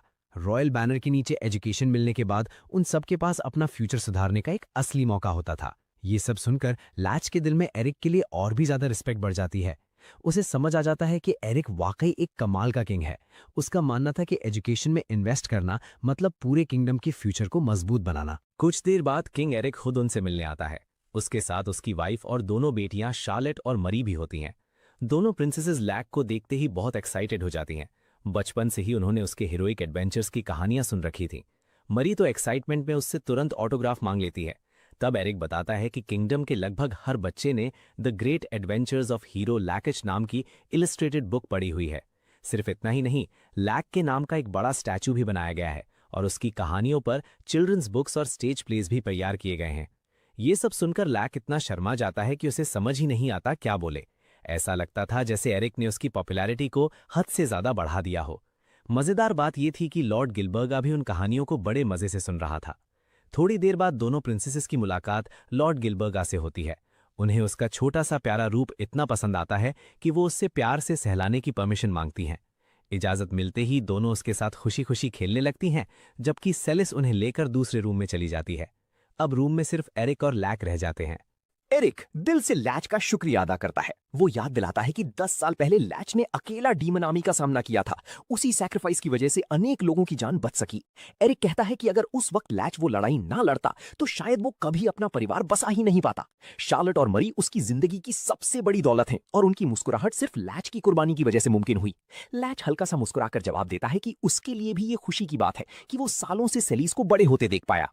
एरिक फिर कहता है कि सिर्फ वो ही नहीं बल्कि पूरा किंगडम और पूरा कॉन्टिनेंट लैच की कुर्बानी को कभी नहीं भूला। हर इंसान उसकी इज्जत करता है। लेकिन इतनी तारीफ सुनने के बाद भी लैच शर्मिंदा हो जाता है। उसे अब भी अजीब लगता था कि उसकी जिंदगी की कहानियों को बच्चों की किताबों में बदल दिया गया था। एरिक मुस्कुराकर लैच की बात मान लेता है और कहता है कि हाँ, उसकी कहानियों पर बुक्स भी बनी है और स्टेज प्लेस भी। बात खत्म होने से पहले लैच एक और पुराने दोस्त के बारे में पूछता है, ले। एरिक बताता है कि ले अब किंगडम के होली मैजिक कॉर्प्स की कमांडर बन चुकी है और आज भी कैथीड्रल में अपनी ड्यूटी निभा रही है। वो ये भी कहता है कि जैसे ही ली को पता चलेगा कि लैच कैपिटल लौट आया है, वो उससे मिलकर बहुत खुश होगी। दूसरी तरफ सब लोग वैम्पायर्स के असली प्लान का एनालिसिस करते रहते हैं। धीरे धीरे उन्हें समझ आ जाता है कि दुश्मन का फाइनल गोल एक डायमेंशनल पोर्टल खोलकर डार्क गॉड्स को इस दुनिया में बुलाना है। इस रिचुअल के लिए बेहद ज्यादा कर्सेस की जरूरत होगी और उन कर्सेस का सबसे बड़ा सोर्स लॉर्ड गिलबर्गा का पवित्र खून बनने वाला था। इसके बाद सबकी बात बैटल स्ट्रैटेजी पर आ जाती है। लार्ज प्लान समझाता है कि सबसे पहले वो और जान मिलकर 10 ट्राइब्स के वॉरियर्स को इकट्ठा करेंगे। उसके बाद दोनों जानबूझकर हाई लॉर्ड का ध्यान अपनी तरफ खींचकर उसे फोर्ट्रेस से बाहर निकालेंगे। जैसे ही हाई लॉर्ड बाहर आ जाएगा, 10 ट्राइब्स बाकी वैम्पायर्स और लॉर्ड्स पर हमला बोल देंगे। कुछ लोगों को यह स्ट्रैटेजी उल्टा लगती है। उनका मानना था कि पहले आर्मी को अटैक करना चाहिए और बाद में हाई लॉर्ड का सामना करना चाहिए। लेकिन लार्ज समझाता है कि 10 ट्राइब्स का काम हाई लॉर्ड को हराना नहीं है, उन्हें सिर्फ बाकी लॉर्ड्स को इतनी देर तक रोकना है कि वो बैटल में इंटरफेयर ना कर सकें। असली खतरा सिर्फ हाई लॉर्ड था। जाके मुताबिक उस मॉन्स्टर को हराने की ताकत सिर्फ लार्ज के पास थी। अगर हाई लॉर्ड किसी तरह बच निकला तो वो किसी भी नुकसान से ज्यादा खतरनाक साबित होता। ये बात सुनने के बाद सब लोग उस प्लान से सहमत हो जाते हैं। उधर कैसल में सीलिस दोनों प्रिंसेसेस के साथ वक्त बिता रही होती है, लेकिन उसका दिमाग बार बार लैच की बातों पर ही अटक जाता है। लैच ने उसे मिशन पर ले जाने से साफ मना कर दिया था और कहा था कि उसकी ड्यूटी लॉर्ड गिलबर्गा की हिफाजत करना है। चाहे वो इस वजह को समझने की कोशिश करे, फिर भी उसके दिल में एक ही बात चल रही थी। शायद लैच असल में सिर्फ उसकी जान बचाना चाहता था। आखिर वो अभी भी सिर्फ रैंक F एडवेंचरर थी और लैच हमेशा उसे अपनी अप्रेंटिस ही कहता था। सीलिस को लगने लगता है कि अगर वो जबरदस्ती मिशन पर गई तो मदद करने के बजाय शायद सबके लिए बोझ बन जाएगी। प्रिंसेसेस नोटिस करती हैं कि सीलिस का ध्यान कहीं और है, इसीलिए वो उसका मूड ठीक करने के लिए उसे दोबारा अपने साथ खेलने के लिए बुलाती हैं। तभी एक नई रिपोर्ट पहुंचती है।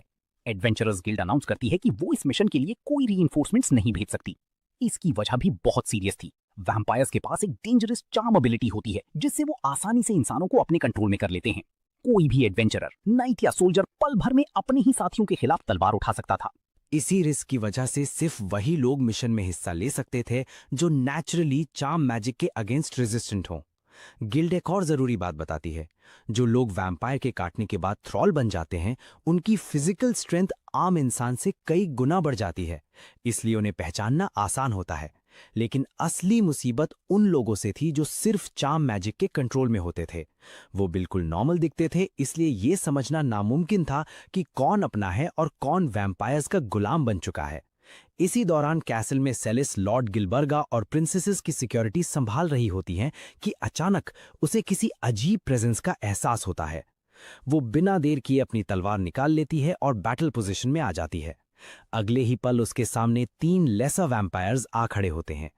एक पल के लिए सेलिस उनकी ताकत देखकर हिचकिचाती है, लेकिन अगले ही सेकंड अपना डर साइड पर रख देती है। ये वो लड़ाई नहीं थी जहां भागने का ऑप्शन हो। चाहे सामने कितने भी पावरफुल दुश्मन क्यों ना हो, उसे हर हाल में जीतना ही था। सेलिस मजबूत इरादे के साथ फ्रंट लाइन पर खड़ी हो जाती है और कसम खा लेती है कि एक भी वैम्पायर प्रिंसेसेस या लॉर्ड गिलबर्गा के पास नहीं पहुंचने देगी। लड़ाई शुरू होते ही उसे एक जरूरी वार्निंग मिलती है। उसे किसी भी वैम्पायर की आंखों में सीधा नहीं देखना था, क्योंकि सिर्फ एक नजर ही उससे चार्म मैजिक का शिकार बना सकती थी। इतने बड़े खतरे के बावजूद सिलिस अपना फोकस नहीं खोती। उसका पूरा ध्यान सिर्फ एक बात पर था, दुश्मन को रोकना और जिन लोगों की जिम्मेदारी उसके कंधों पर है उन्हें हर कीमत पर बचाना। फाइट और भी ज्यादा इंटेंस होती जाती है, लेकिन सिलिस बिना पीछे हटे तीनों वैम्पायर्स का सामना करती रहती है। तभी सबसे क्रिटिकल मोमेंट पर लाच वापस पहुंच जाता है। अपनी अप्रेंटिस को एक साथ कई वैम्पायर्स के खिलाफ इतनी हिम्मत से लड़ते देखकर लाच उसकी तारीफ करता है और कहता है कि आज उसने उसकी उम्मीद से भी बेहतर परफॉर्मेंस दी है। उसके बाद लाच शांत लहजे में सेलिस से कहता है कि अब पीछे हट जाओ, बाकी की लड़ाई वो खुद संभाल लेगा। एनिमी के कंट्रोल में फंसे हुए गार्ड्स को देखकर सब सिचुएशन समझने की कोशिश करते हैं।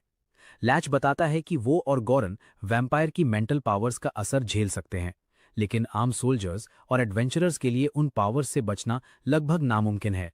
ये बात सुनते ही सबको असली प्रॉब्लम समझ आ जाती है। तब बीस्ट वुमेन वॉरियर तुरंत बोलती है कि वैम्पायर्स का चार्म और माइंड कंट्रोल बीस्टमैन पर काम ही नहीं करता। इसी वजह से वो अपनी ट्राइब को इस मिशन के लिए सबसे बेहतर चॉइस मानती है। दूसरी तरफ सेलेस भी साथ चलना चाहती थी, लेकिन वो लेडी गर्बर्गा की सिक्योरिटी को ज्यादा इंपॉर्टेंट समझकर उनके पास रुकने का फैसला करती है। इसी बीच दुश्मन एक और अटैक शुरू कर देता है। वैम्पायर सीधा सबकी तरफ बढ़ने लगते हैं। लैच बिना एक सेकंड गवाए उनके सामने दीवार बनकर खड़ा हो जाता है। अगले ही पल एक जबरदस्त मैजिक एक्टिवेट होता है। एक चमकता हुआ मैजिकल स्फीयर पूरे एरिया को कवर कर लेता है। उसके अंदर प्रेशर, हीट और डेंसिटी इतनी डेंजरस हो जाती है कि कोई भी जिंदा नहीं बच सकता। वैम्पायर्स चीखने का भी मौका नहीं पाते। एक ही अटैक में उनके शरीर राख बनकर हवा में बिखर जाते हैं। जब लड़ाई खत्म होती है, चॉलेट और मरी तुरंत अपने फादर की तरफ दौड़ पड़ती हैं। उन्हें जिंदा देखकर दोनों चैन की सांस लेती हैं। उनके फादर बताते हैं कि अगर सेलिस वक्त पर ना आती तो वो कब के मर चुके होते। सेलिस अपनी तारीफ को हल्का दिखाने की कोशिश करती है, लेकिन वहां मौजूद हर इंसान जानता था कि उसने अनेक लोगों की जान बचाई है। इसी दौरान ल्यूसी भी अपनी इन्वेस्टिगेशन पूरी करके वापस लौट आती है। उसके पास दुश्मनों के बारे में एक बहुत इंपॉर्टेंट क्लू होता है। थोड़ी देर बाद 8th अदर वर्ल्ड से आए कुछ लोग भी वहां पहुंच जाते हैं। सब उनसे पूछते हैं कि वो यहाँ किस वजह से आए हैं। वो बताते हैं कि 6th अदर वर्ल्ड ने उन्हें भेजा था क्योंकि उनके 3 एनवॉयज अचानक गायब हो गए थे। इसी बात के साथ एक बड़ा राज भी सामने आता है। पता चलता है कि अदर वर्ल्ड लॉर्ड्स के बीच एक स्ट्रिक्ट रैंकिंग सिस्टम होता है। जिस वर्ल्ड का नंबर जितना छोटा होता है उसका दर्जा उतना ही ज्यादा होता है। मतलब 6th अदर वर्ल्ड की अथॉरिटी बाकी वर्ल्ड्स से काफी ऊपर है। लेकिन असली सरप्राइज अभी बाकी था। उनका असली मिशन गॉड चिकन को वापस ले जाना था, और ये ऑर्डर सीधा उनसे भी ऊपर किसी पावरफुल अथॉरिटी से आया था। प्रॉब्लम ये थी कि 6th अदरवर्ल्ड के फॉलोअर्स हर जगह फैल चुके थे। रॉयल पैलेस के अंदर भी उनके लोग मौजूद थे। इसी वजह से इंफॉर्मेशन गलत जगह पहुंची और पूरी सिचुएशन मिसअंडरस्टैंडिंग बन गई। पूरी सच्चाई सुनने के बाद सबको एहसास होता है कि दोनों साइड्स बस अलग अलग ऑर्डर्स फॉलो कर रही थी। फिर उनकी नजर वहां बने मैजिक सर्कल पर पड़ती है।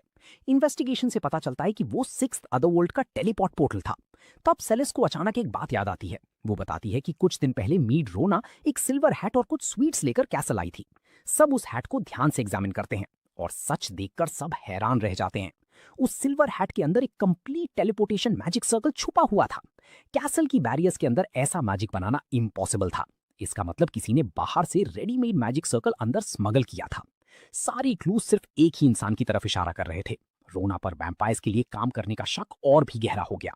अब सब तुरंत अपनी अपनी ड्यूटी संभाल लेते हैं। सेलेस और उसकी साथी सीधा रोना को पकड़ने निकल पड़ती हैं। एरिक को दोनों प्रिंसेसेस को सेफ जगह ले जाने की जिम्मेदारी दी जाती है। गुरान लेडी गर्बर्गा की सिक्योरिटी संभालता रहता है और लज अकेला ही 6th अदर वर्ल्ड के मास्टरमाइंड का सामना करने निकल पड़ता है। जाने से पहले वो एक जरूरी ऑर्डर देता है। जैसे ही उसकी फाइट शुरू हो, मैजिक सर्कल को तुरंत तबाह कर दिया जाए। अगले ही पल दोनों के बीच भयानक बैटल शुरू हो जाती है, लेकिन दुश्मन जीत के लिए किसी भी हद तक जाने को तैयार था। वो अपने ही साथियों पर अटैक करने से भी नहीं हिचकिचाता। उसकी बेरहमी देखकर वहां मौजूद हर इंसान सन्न रह जाता है।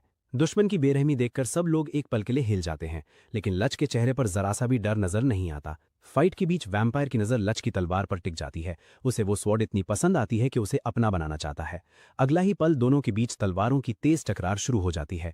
हर अटैक पहले से भी ज्यादा डेंजरस लगने लगता है। कुछ ही देर में वैम्पायर को एहसास हो जाता है कि उसने अपने अपोनेंट को बहुत हल्का समझा था। हैरान होकर वो लच की असली पहचान पूछता है। लच बिल्कुल शांत आवाज में सिर्फ इतना कहता है, मैं बस एक F रैंक एडवेंचरर हूं।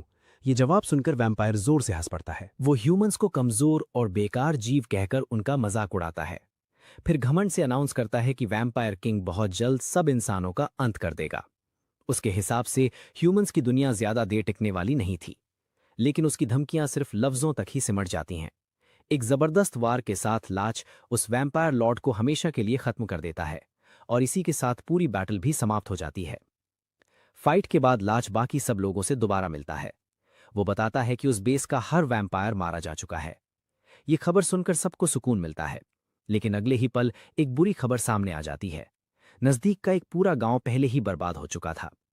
गिल मास्टर इस बात पर गहरा अफसोस जताता है। वो कहता है कि अगर ये इन्फॉर्मेशन थोड़ी पहले मिल जाती तो वो तुरंत रीइंफोर्समेंट भेज देता और अथॉरिटीज को भी अलर्ट कर देता। फिर भी एक उम्मीद अभी जिंदा थी। जो लोग वैम्पायर्स के पूरे कंट्रोल में नहीं आए थे, उन्हें अभी भी बचाया जा सकता था। ये बात सुनकर शार्लेट और मरी को थोड़ी तसल्ली मिलती है। जब सब अटैक के नुकसान का हिसाब देख रहे होते हैं, तब एक और शॉकिंग रिपोर्ट सामने आती है। कासल के अंदर 5 लोग अचानक राख बन चुके थे और 30 लोग बिना किसी वार्निंग के बेहोश गिर पड़े। सबको समझ आ जाता है कि वैम्पायर लॉर्ड की मौत के बाद ये चेन रिएक्शन शुरू हुआ है। किंगडम में कितने लोग वैम्पायर के कंट्रोल में हैं, अब इसका अंदाजा लगाना भी मुश्किल था। इसी वजह से पैलेस भी अब बिल्कुल सेफ नहीं माना जा सकता था। ये सच सामने आते ही सब एक नया फैसला लेते हैं। अब उनका अगला टारगेट ऐश लॉर्ड होगा। इस डेंजरस मिशन को लेकर लंबी स्ट्रैटेजी मीटिंग शुरू होती है। कुछ लोग तुरंत अटैक करने की बात रखते हैं। उनका मानना था कि दुश्मन को वक्त देना सबसे बड़ी गलती होगी, लेकिन दूसरे लोग याद दिलाते हैं कि इस बार हार की कोई गुंजाइश ही नहीं है। काफी बहस के बाद सब एक ही फैसले पर पहुंचते हैं। जीत तभी मुमकिन है जब किंगडम के सबसे पावरफुल वॉरियर्स एक साथ लड़ेंगे। किंग, गिलमास्टर और गोरन को इस मिशन का सबसे जरूरी हिस्सा माना जाता है। इन तीनों के बिना प्लान अधूरा था। ये डिसीजन होते ही पूरे ग्रुप में एक्साइटमेंट की लहर दौड़ जाती है। सबको यकीन ही नहीं होता, लेजेंडरी टीम एक बार फिर साथ लड़ने वाली थी। लेडी गर्बगा भी उनके साथ चलने की परमिशन मांगती हैं, लेकिन उन्हें समझाया जाता है कि इस लेवल की बैटल में उनका जाना सिर्फ रिस्क बढ़ाएगा। सच को एक्सेप्ट करके वो चुपचाप पीछे हट जाती हैं। रवाना होने से पहले एक और आइडिया सामने रखा जाता है। किसी का मानना था कि सेलिस को लैक्स की एक स्पेशल सोर्ड दे देनी चाहिए। बड़ी तलवार उसकी स्ट्रेंथ और फाइटिंग स्टाइल के लिए ज्यादा सूटेबल होगी। लेकिन लैक्स बिना सोचे इस प्रपोजल को मना कर देता है। उसके पास सेलिस के लिए एक और भी इंपॉर्टेंट जिम्मेदारी थी। वो चाहता था कि सेलिस कैसल में ही रुककर दोनों प्रिंसेसेस की हिफाजत करे, क्योंकि अब भी ये खतरा बना हुआ था। हो सकता था कि पैलेस के अंदर दूसरे लॉर्ड्स के एजेंट्स अभी भी छुपे बैठे हों। इसीलिए लैक्स अपनी सबसे भरोसेमंद अप्रेंटिस को कैसल की सिक्योरिटी का जिम्मा दे देता है। लैक्स बिना किसी हिचकिचाहट के दोनों प्रिंसेसेस की सिक्योरिटी सेलिस को सौंप देता है। शुरू में कुछ लोग इस फैसले पर भरोसा नहीं कर पाते, लेकिन बहुत जल्द सबके डाउट्स खत्म हो जाते हैं। सेलिस सिर्फ टैलेंटेड नहीं थी, उसकी असली स्ट्रेंथ हर किसी को अपनी आंखों से देखने को मिलती है। मिशन की फाइनल तैयारियां तेज हो जाती हैं। तब सबको एक जरूरी वार्निंग दी जाती है। जो दुश्मन चार्म और माइंड कंट्रोल यूज करते हैं, उनके खिलाफ सिर्फ एक ही रूल काम करता है। सबसे पहले अटैक करो और उन्हें अपनी पावर्स यूज करने का एक भी मौका मत दो। सिर्फ एक पल की हिचकिचाहट पूरी बैटल का रिजल्ट बदल सकती थी। इसीलिए अलविदा कहने का वक्त भी बहुत छोटा रखा गया। लैच, एरिक और बाकी वॉरियर्स तुरंत कैसल से रवाना हो जाते हैं। कैसल की पूरी सिक्योरिटी पीछे रुकने वाले लोगों के हवाले कर दी जाती है। जाने से पहले सेलिस सबके सामने एक वादा करती है, वो आखिरी सांस तक प्रिंसेसेस और कैसल की रक्षा करेगी। उधर मेन टीम पहाड़ों की तरफ अपना सफर जारी रखती है। रास्ते में उन्हें एक हैरान कर देने वाली चीज मिलती है। किंगडम की बॉर्डर के बिल्कुल पास दुश्मन ने एक सीक्रेट बेस बना लिया था और इतने दिन तक किसी को उसकी खबर भी नहीं लगी। लेकिन असली चैलेंज अभी भी बाकी था। इतने बड़े माउंटेन एरिया में हाई लॉर्ड को ढूंढना बहुत मुश्किल था। जब सब सोच में पड़े होते हैं, तब अचानक कुछ अनएक्सपेक्टेड एलाइज उनके सामने आ जाते हैं। बीस्टमैन ट्राइब का एक लीडर उनसे मिलने पहुंचता है। वो बताता है कि पूरी ट्राइब हाई लॉर्ड की तलाश में लगी हुई थी और आखिरकार उन्होंने उसका छुपा हुआ हाइडआउट ढूंढ निकाला। ये खबर सुनकर सबका कॉन्फिडेंस वापस आ जाता है। लेकिन बीस्टमैन एक और सच भी बताते हैं। फोर्ट्रेस के बाहर वैम्पायर्स की बहुत बड़ी आर्मी तैनात थी। इसी वजह से वो सीधा अटैक करने की हिम्मत नहीं कर पाए। फिर भी किस्मत उनके साथ थी। सूरज अभी पूरी तरह डूबा नहीं था। इस वक्त वैम्पायर्स अपनी फुल पावर में नहीं होते। कई वैम्पायर्स अभी अभी नींद से उठे थे और उनकी ताकत अभी पूरी तरह वापस नहीं आई थी। टीम तुरंत इसी मौके का फायदा उठाने का प्लान बनाती है। बीस्टमैन बाहर के गार्ड्स को अपनी तरफ खींच लेंगे और उस डिस्ट्रैक्शन का फायदा उठाकर मेन टीम फोर्ट्रेस के अंदर घुस जाएगी। अपने क्लैंस और पुरखों की इज्जत के लिए बीस्टमैन पूरी जान लगाकर लड़ने की कसम खा लेते हैं। अटैक शुरू होने से पहले लैच शे को एक खास तलवार देता है। ये वेपन 6th अदरवर्ल्ड से मिला था और पहले ही डीमन किंग की स्वॉर्ड का सामना करके भी बिल्कुल सलामत बच चुका था। एप्रेजल मैजिक से चेक करने के बाद लैच को यकीन हो गया था कि ये तलवार हाई लॉर्ड के खिलाफ बहुत काम आएगी। शे बिना देरी किए उस गिफ्ट को एक्सेप्ट कर लेती है। अब हर वॉरियर बैटल के लिए तैयार था। ऑपरेशन फाइनली शुरू हो जाता है। बीस्टमैन के दिए हुए रास्ते पर चलकर सब टारगेट लोकेशन तक पहुंचते हैं। पहली नजर में जगह बिल्कुल नॉर्मल लगती है, लेकिन लैच तुरंत कुछ अजीब महसूस कर लेता है। उसे समझ आ जाता है कि पूरा एरिया एक पावरफुल कैमोफ्लाज मैजिक के अंदर छुपा हुआ है। जैसे ही वो स्पेल टूटता है, सबके सामने दुश्मन का असली फोर्ट्रेस उभर कर आ जाता है। एक पल भी बर्बाद किए बिना इन्वेजन शुरू कर दिया जाता है। सबसे पहले स्लीप मैजिक यूज की जाती है ताकि कमजोर एनिमीज और कंट्रोल किए गए ह्यूमंस को बिना मारे रोक दिया जाए। अब बैटलफील्ड में सिर्फ असली डेंजरस फाइटर्स ही बचते हैं। लेजेंडरी टीम बिजली की स्पीड से आगे बढ़ने लगती है। आम वैम्पायर्स उनके सामने बिल्कुल टिक नहीं पाते। हर रुकावट कुछ ही पल में टूट जाती है। उनकी प्रोग्रेस इतनी आसान लग रही थी जैसे वो पूरी ताकत भी यूज नहीं कर रहे हों। जैसे जैसे वो फोर्ट्रेस के अंदर बढ़ते हैं, हाई लॉर्ड की पावरफुल प्रेजेंस और ज्यादा महसूस होने लगती है। इसी वक्त लैच शेई को एक आखिरी वार्निंग देता है।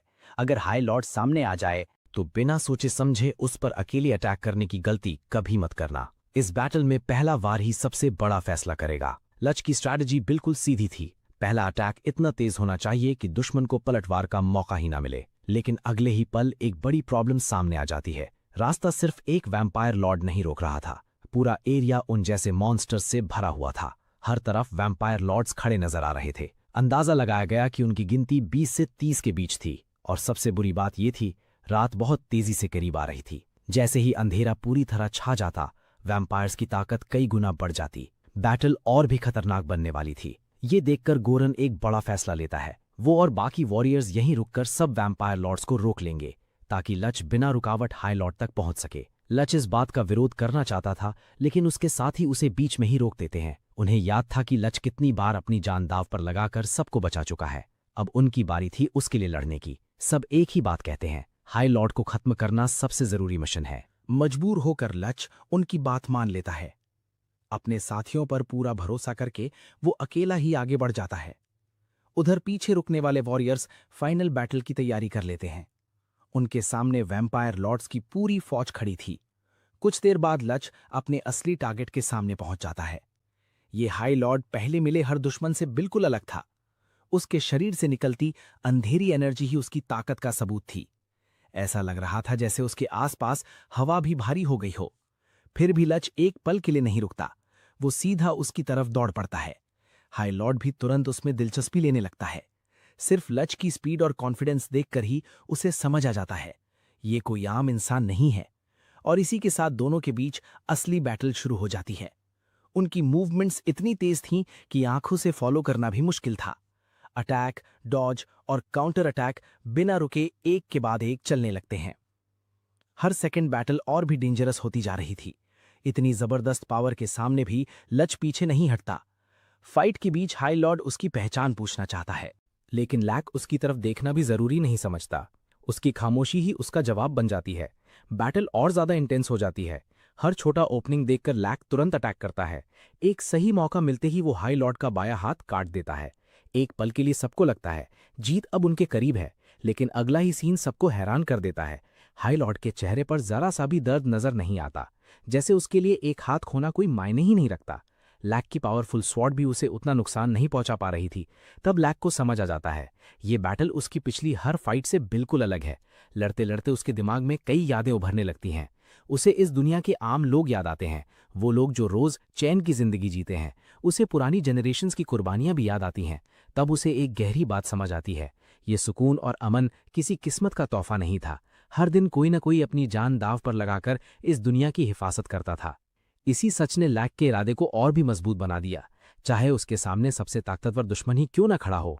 वो पीछे हटने वाला नहीं था। जब तक उसके अंदर सांस बाकी थी, तब तक वो इस दुनिया को बर्बाद नहीं होने देगा। गैरन पूरी ताकत के साथ वैम्पायर्स की तरफ बढ़ने लगता है, लेकिन एरिक उसे आगे जाने से रोकता है। गैरन का कहना है कि अगर किंग को कुछ हो गया तो वो अपने लोगों का सामना कैसे करेगा। एरिक उसे काम रहने को कहता है और अश्योर करता है कि जरूरत पड़ने पर वो सिचुएशन हैंडल कर लेगा। तभी एक वैम्पायर लेडी सीधा एरिक के पास आती है और किंग से मिलने को अपने लिए ऑनर बताती है। एरिक बिना टाइम वेस्ट किए उसे दूर ढकेल देता है, लेकिन अगले ही सेकंड उसके सामने एक और बिल्कुल आइडेंटिकल वैम्पायर खड़ी होती है। एरिक समझ जाता है कि वो क्लोन बना सकती है। दो अपोनेंट्स उसके लिए कोई बड़ी प्रॉब्लम नहीं है, इसलिए वो बिल्कुल पैनिक नहीं करता। लेकिन तभी उसके पीछे तीसरी वैम्पायर अपीयर हो जाती है। वैम्पायर लेडी क्लियरली बता देती है कि उसने कभी नहीं कहा था कि क्लोन्स सिर्फ 2 हैं। एरिक कुछ समझ पाता उससे पहले वैम्पायर उसकी नेक पर बाइट कर देती है। तीनों क्लोन्स उसे चारों तरफ से सराउंड करके अनाउंस करती हैं कि अब एरिक भी उनकी रेस का हिस्सा बनने वाला है। कुछ पल के लिए एरिक फ्रीज जरूर होता है, लेकिन नेक्स्ट मोमेंट वो अपनी सॉर्ड निकालता है और 2 क्लोन्स को एक ही अटैक में खत्म कर देता है। वैम्पायर लेडी को समझ ही नहीं आता कि बाइट के बाद भी एरिक पर कोई इफेक्ट क्यों नहीं हुआ। तब एरिक अपनी रिंग दिखाता है और कैजुअली क्लियर करता है कि वो ऑलरेडी स्पोकन फॉर है। वैम्पायर को फिर भी कंफ्यूजन होती है कि उसका बाइट कंप्लीटली यूजलेस कैसे रहा। एरिक बताता है कि हीरो का ब्लड ऑर्डिनरी इंसानों जैसा नहीं होता, उसका बॉडी पॉइजन के अगेंस्ट हाईली रेजिस्टेंट है और मेंटल डीबफ्स भी उस पर इजीली काम नहीं करते। अब वैम्पायर के पास कोई एडवांटेज नहीं बचता। एरिक अपनी होली सॉर्ड से एक फाइनल स्ट्राइक करता है और वैम्पायर के बॉडी को 2 हिस्सों में काट देता है। उधर लक अभी भी हाई लॉर्ड के साथ इंटेंस फाइट में लगा हुआ है। फाइट के बीच लक नोटिस करता है कि हाई लॉर्ड की स्पीड पहले से कम हो गई है। उसकी लेफ्ट आर्म की इंजरी अभी तक कंप्लीटली हील नहीं हुई थी। लक को तुरंत समझ आ जाता है कि यही उनका ओपनिंग है। केला भी बिना किसी एक्सप्लेनेशन के सेम चीज नोटिस कर लेती है और हाई लॉर्ड को डायरेक्टली प्रेशर देने के लिए उसकी तरफ चार्ज कर जाती है। हाई लॉर्ड का अटेंशन का की तरफ जाते ही लक अपनी ड्रेन टच एबिलिटी एक्टिवेट करता है। वो हाई लॉर्ड की लाइफ फोर्स अब्सॉर्ब कर लेता है, जिससे हाई लॉर्ड का बैलेंस बिगड़ जाता है और वो कुछ पल के लिए कंप्लीटली डिसओरिएंटेड हो जाता है। लक इसी ओपनिंग का एडवांटेज उठाता है और अपनी हेक्स ब्लेड से हाई लॉर्ड के बॉडी पर एक डेवास्टेटिंग स्ट्राइक करता है और उसे 2 हिस्सों में डिवाइड कर देता है। लेकिन हाई लॉर्ड इतनी आसानी से खत्म होने वाला नहीं था। उसका बॉडी सडनली बैट्स में ट्रांसफॉर्म होने लगता है ताकि वो वहां से एस्केप कर सके। लेकिन इसी वक्त चिकन गॉड अपनी पावर एक्टिवेट करता है और ट्रांसफॉर्मेशन को कैंसिल कर देता है। कुछ ही सेकंड्स में सारे बैट्स एशेज में कन्वर्ट हो जाते हैं। हाई लॉर्ड को तब रियलाइज होता है कि सेराफिल भी उनके सामने मौजूद है। वो लक को फूलिश कहकर टॉन्ट करता है कि लक खुद उनके गॉड की ऑफरिंग को उनके पास लेकर आ गया। फिर हाई लॉर्ड अपने माउथ के अंदर छुपाया हुआ एक मेडालियन रिवील करता है। लक और का कुछ रिएक्ट कर पाते उससे पहले ही हाई लॉर्ड मेडालियन को 2 टुकड़ों में तोड़ देता है और उस मोमेंट एक टेरिफाइंग कर्स रिलीज होता है। अचानक लक और सेरे के ऊपर इतना पावरफुल प्रेशर आ जाता है कि दोनों अपनी जगह से मूव तक नहीं कर पाते। उनके लिए जैसे पूरी बॉडी पर इनविजिबल वेट डाल दिया गया हो। लेकिन हाई लॉर्ड पर इसका कोई नेगेटिव इफेक्ट नहीं होता, उल्टा उसका बॉडी रैपिडली रीजनरेट करने लगता है और वो डेंस डार्क मियाज्मा के बीच खड़ा कंप्लीटली अनहार्म रह जाता है। लक समझ जाता है कि ये नॉर्मल मैजिक नहीं है, ये एक डिवाइन ब्लेसिंग है। हाई लॉर्ड प्राउडली कंफर्म करता है कि ये डार्क गॉड्स की तरफ से दी गई डिवाइन ब्लेसिंग है। उसके अकॉर्डिंग रॉयल कैपिटल के अंदर एक divinely aided barrier already active है, जिसके इफेक्ट में हाई लॉर्ड्स और इवन आर्च वैम्पायर्स तक फ्रीली मूव नहीं कर सकते। और डार्क गॉड्स अनाथमा का इफेक्ट इसका ऑपोजिट है। इस बैरियर के अंदर लक जैसे पावरफुल ओपोनेंट पर भी मूवमेंट रिस्ट्रिक्शन लग जाता है। मतलब जितना पावरफुल टारगेट उतना ही क्लियरली वो इस डिवाइन कर्स का इफेक्ट फील करेगा। अब हाई लॉर्ड को यकीन हो जाता है कि लक कुछ नहीं कर सकता। वो सेराफिल का ब्लड लेने के लिए आगे बढ़ता है क्योंकि उसके हिसाब से लक अब रेजिस्ट करने की पोजीशन में भी नहीं है। लक पूरी स्ट्रेंथ के साथ खुद को मूव करने की कोशिश करता है, लेकिन उसका बॉडी उस डिवाइन प्रेशर के सामने जम चुका है। लक का हेड ऐसे फील हो रहा था जैसे प्रेशर से फट जाएगा। वो पूरी स्ट्रेंथ लगा रहा था, लेकिन डार्क गॉड्स एनाथमा के इफेक्ट के सामने उसका बॉडी बिल्कुल मूव नहीं कर पा रहा था। तभी लक के नीचे एक ब्राइट मैजिक सर्कल अपीयर होता है और सडनली उसकी मूवमेंट वापस आ जाती है। हाई लॉर्ड 1 सेकंड भी वेस्ट नहीं करता और लक पर अटैक कर देता है। लक तुरंत डुअल लेयर्ड बैरियर क्रिएट करके अटैक को ब्लॉक करता है और आगे बढ़ता रहता है। लेकिन यहाँ एक इंपॉर्टेंट सीक्रेट रिवील होता है। लक नॉर्मली मूव नहीं कर रहा था, वो अपनी मैरियोनेट स्किल का यूज करके खुद के बॉडी को फोर्सफुली कंट्रोल कर रहा था। उसका टारगेट हाई लॉर्ड नहीं बल्कि वो कोर था जो पूरे बैरियर को मेंटेन कर रहा था। अगर लक कोर डिस्ट्रॉय कर दे तो हाई लॉर्ड की डिवाइन प्रोटेक्शन भी खत्म हो सकती थी। हाई लॉर्ड ऑलरेडी उसका प्लान समझ चुका था। वो लक को वॉर्न करता है कि उसकी ये कोशिश सक्सेसफुल नहीं होगी। तभी कैब ही अपने ऊपर लगे रिस्ट्रिक्शन को तोड़ने में सक्सेसफुल हो जाती है। वो सीधा हाई लॉर्ड की तरफ डैश करती है और अपनी स्वॉर्ड से उसके फेस पर स्लैश कर देती है। हाई लॉर्ड इस अटैक को डॉज नहीं कर पाता, लेकिन वो तुरंत काउंटर करता है और एक स्पेल से सीए को दूर फेंकते हुए एक पिलर से टकरा देता है। हाई लॉर्ड के चीक पर लगा वूंड भी ज्यादा देर नहीं टिकता। बैरियर की पावर से उसका इंजर्ड फेस इंस्टेंटली रीजनरेट हो जाता है। सीए को देखकर वो डिस्गस्ट के साथ उसे एक मैंगी कार कह देता है। सीए सीधा करेक्शन देती है, वो डॉग नहीं वुल्फ है, और इसी डिस्ट्रैक्शन का फायदा लक उठाता है। लक पीछे से हाई लॉर्ड पर अटैक कर देता है, लेकिन हाई लॉर्ड लक की हेक्स ब्लेड को अपने हाथ से ही रोक लेता है। वो कॉन्फिडेंटली लक को रिमाइंड करता है कि बैरियर के अंदर अब भी वो मूव नहीं कर सकता। लक फिर भी रुकने को रेडी नहीं है। हाई लॉर्ड उसे समझाता है कि डार्क गॉड्स पावर इस बैरियर के अंदर और ज्यादा एम्पलीफाइड है, इसीलिए लक के लिए उसके अगेंस्ट जीतना प्रैक्टिकली इम्पॉसिबल होना चाहिए। फिर वो दोबारा डिमांड करता है कि लक सैराफिल को उसके हवाले कर दे। लक उसकी बात इग्नोर करता है और बस एक चीज बोलता है, पहले अपने हाथ को ध्यान से देखो। हाई लॉर्ड नीचे देखता है और उसकी एक्सप्रेशन तुरंत बदल जाती है। हेक्स प्लेट धीरे धीरे उसके हाथ के अंदर पेनिट्रेट कर रही थी। खून निकल रहा था, मतलब बैरियर का इफेक्ट एक्सपेक्टेड तरीके से काम नहीं कर रहा था। हाई लॉर्ड तुरंत बैरियर के कोर की तरफ देखता है। वहां एक होली बैरियर अपीयर हो चुका था जो डार्क गॉड्स पावर को इंटरफेयर कर रहा था। रॉयल कैपिटल के टेम्पल के लोग इस लोकलाइज्ड होली बैरियर को मेंटेन कर रहे थे। हाई लॉर्ड को समझ नहीं आता कि उसकी डिवाइन प्रोटेक्शन को कौन डिसरप्ट कर रहा है, और पहली बार उसके कॉन्फिडेंस की जगह पैनिक दिखने लगता है। लक अब और डिस्कशन नहीं चाहता। वो क्लियर कर देता है कि हाई लॉर्ड का टाइम खत्म हो चुका है। अगले ही मोमेंट हेक्स प्लेड एक पावरफुल स्ट्राइक में हाई लॉर्ड को दोबारा 2 हिस्सों में काट देती है। लक यही नहीं रुकता, वो तुरंत हाई लॉर्ड का हेड भी कट ऑफ कर देता है और उसके बैरियर का कोर भी डिस्ट्रॉय कर देता है। अब हाई लॉर्ड के पास रिजेनरेट करने का कोई ऑप्शन नहीं बचता। अपने बॉडी को बैट्स में ट्रांसफॉर्म करके एस्केप करने की वो आखिरी कोशिश करता है, लेकिन चिकन गॉड फिर से इंटरवीन करता है। उसकी डिवाइन पावर के सामने हाई लॉर्ड की ट्रांसफॉर्मेशन फेल हो जाती है और कुछ ही मोमेंट्स में उसका पूरा एग्जिस्टेंस एशेज में कन्वर्ट हो जाता है। High Lord finally completely defeated है। फाइट खत्म होने के बाद लक तुरंत केया के पास जाता है और उसकी कंडीशन चेक करता है। केया बताती है कि लक ने टाइम पर मैजिक से उसकी प्रोटेक्शन कर दी थी, इसलिए उसे सिर्फ कुछ माइनर स्क्रैचेस आए हैं। लक उसकी हेल्प को एक्नॉलेज करता है और जेन्युइनली उससे थैंक करता है। केया भी कहती है कि उसके लिए लक की हेल्प करना एक प्रिविलेज था। लक चिकन गॉड को भी थैंक्स करता है। अब बैटल खत्म हो चुकी थी तो दोनों उस मिस्टीरियस केज को चेक करने का डिसाइड करते हैं जो उन्होंने पहले देखा था। केज के अंदर एक एक्सट्रीमली वीक वुल्फ पड़ा हुआ मिलता है। लक को डाउट होता है कि शायद ये हाई लॉर्ड का फेमिलियर हो, लेकिन केया की एक्सप्लेनेशन कुछ और ही होती है।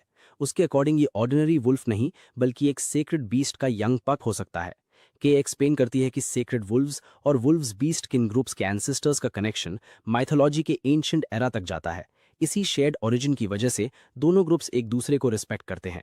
लक नेचुरली पूछता है कि क्या इस वुल्फ के पास चिकन गॉड की तरह डिवाइन पावर्स भी हैं। कैर क्लियर करती है कि ऐसा नहीं है।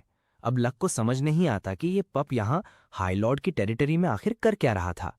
कैर एक इंपॉर्टेंट पॉसिबिलिटी बताती है, सेक्रेड वुल्फ्स को उनकी तरह चार्म या ट्रांसफॉर्म नहीं किया जा सकता, इसलिए उसका यहाँ होना नॉर्मल नहीं लगता। कैर को लगता है कि हाई लॉर्ड के ग्रुप ने इस यंग सेक्रेड वुल्फ को रिसर्च के पर्पस से कैप्चर किया होगा। कैर एक्सप्लेन करती है कि सेक्रेड वुल्फ्स काफी इंटेलिजेंट होते हैं और ह्यूमन लैंग्वेज को भी समझ सकते हैं, इसलिए उसे लगता है कि यह पप उनके लिए डेंजरस नहीं होगा। लक भी अग्री करता है कि इसे केज में रखने का कोई रीजन नहीं है। वो अपनी सॉर्ड से केज को कट करके खोल देता है, लेकिन वुल्फ फिर भी नहीं उठता। कैर को तुरंत याद आता है कि लक ने पहले स्लीपिंग फॉग का यूज किया था, शायद उसी की वजह से वुल्फ अभी तक सो रहा है। लक अपनी मैजिक से उस प्रीवियस स्पेल का इफेक्ट कैंसिल करता है। कुछ ही सेकंड्स बाद वुल्फ की आंखें खुल जाती हैं, लेकिन जैसे ही वुल्फ लक को देखता है सिचुएशन कंप्लीटली उलट जाती है। वो सडनली अग्रेसिव हो जाता है और सीधा लक पर जंप करके उसे बाइट करने की कोशिश करता है। लक के पास डिफेंसिव बैरियर क्रिएट करने के अलावा कोई ऑप्शन नहीं होता। वो वुल्फ को अपने से दूर रखने की कोशिश करता है, जबकि कैल उसे काम करने लगती है। कैल वुल्फ को समझाती है कि वैम्पायर्स अब यहाँ नहीं है, और सबसे इंपॉर्टेंट बात, लक ही वो पर्सन है जिसने उसे केज से रेस्क्यू किया था। ये सुनते ही वुल्फ एकदम फ्रीज हो जाता है। उसका एग्रेशन इंस्टेंटली डिसअपियर हो जाता है। वो धीरे से पीछे हटता है, अपने ईयर्स नीचे कर लेता है और ऐसे एक्सप्रेशन देता है जैसे उसे अपनी मिस्टेक का रिग्रेट हो। कैल समझ जाती है कि वुल्फ एक्चुअली गुस्से में नहीं था, वो बस बुरी तरह स्कैर्ड था। वो उसे सॉफ्टली रीअश्योर करती है कि अब सब कुछ सेफ है। कैल की बात समझते ही वुल्फ का मूड कंप्लीटली चेंज हो जाता है। वो सडनली एक्साइटेड होकर इधर उधर दौड़ने लगता है, जैसे इतने टाइम केज में बंद रहने के बाद फाइनली ओपन वर्ल्ड मिल गया हो। लक भी स्माइल करता है और उसे कहता है कि अब वो फ्री है, अब वो जहां जाना चाहे, जो करना चाहे कर सकता है। कुछ देर बाद लक और कैल एरिक और गोरान से रीयूनाइट करते हैं। उन दोनों ने भी वैम्पायर्स का थ्रेट कंप्लीटली एलिमिनेट कर दिया था। लक एरिक से लीफी को थैंक्स बोलने के लिए कहता है, क्योंकि उसकी होली मैजिक ने पहले लक की जान बचाने में इंपॉर्टेंट रोल प्ले किया था। एरिक सजेस्ट करता है कि लक को खुद लीफी को थैंक करना चाहिए। उसके अकॉर्डिंग लीफी को ये ज्यादा अच्छा लगेगा। लक फिर पूछता है कि क्या एरिक ने लीफी से स्पेसिफिकली हेल्प करने को कहा था। एरिक बताता है कि हस्बैंड और वाइफ के बीच हर बात वर्ड से एक्सप्लेन करना जरूरी नहीं होता। कभी कभी दोनों बिना बोले भी एक दूसरे को समझ जाते हैं। मिशन सक्सेसफुली कंप्लीट हो चुका था। अब फाइनली सबके पास घर लौटने का रीजन था। और इस बार लक अकेला नहीं जा रहा था। एरिक, गोरन, कॉ और लक सब साथ में रॉयल कैपिटल की तरफ निकल पड़ते हैं। जैसे ही वो बाहर आते हैं, सामने बीस्ट किन लोगों की एक ह्यूज क्राउड उनका वेलकम करती है। सब विक्ट्री सेलिब्रेट करते हुए चीयर कर रहे होते हैं। एरिक को लगता है कि ये सेलिब्रेशन मेनली लक के लिए है। लक को इस बात पर बिल्कुल कॉन्फिडेंस नहीं होता। गोरन सजेस्ट करता है कि किंग को ही क्राउड को एड्रेस करने देना चाहिए। लक भी एग्री कर लेता है। एरिक आगे बढ़ता है, अपनी होली स्वॉर्ड को ऊपर रेस करता है और अनाउंस करता है कि उन्होंने हाई लॉर्ड को डिफीट कर दिया है, द डार्कलिंग्स का लीडर जो इस लैंड में केओस स्प्रेड कर रहा था। लेकिन एरिक विक्ट्री का क्रेडिट सिर्फ अपनी टीम को नहीं देता। वो डिक्लेयर करता है कि ये सक्सेस सबकी कलेक्टिव विक्ट्री है। और इस अनाउंसमेंट के साथ पूरी क्राउड एक साथ विक्ट्री चीयर करने लगती है। का और सीक्रेट वुल्फ भी इस सेलिब्रेशन का पार्ट बन जाते हैं। गोरान भी फुल एनर्जी के साथ सेलिब्रेट करता है और इंश्योर करता है कि लक इस मोमेंट में अकेला खड़ा ना रहे। इसी सेलिब्रेशन के बीच लक को एक इंपॉर्टेंट रियलाइजेशन होती है। उसने 10 इयर्स एक डायमेंशनल रिफ्ट के अंदर सिर्फ सर्वाइव करते हुए फाइट किया था।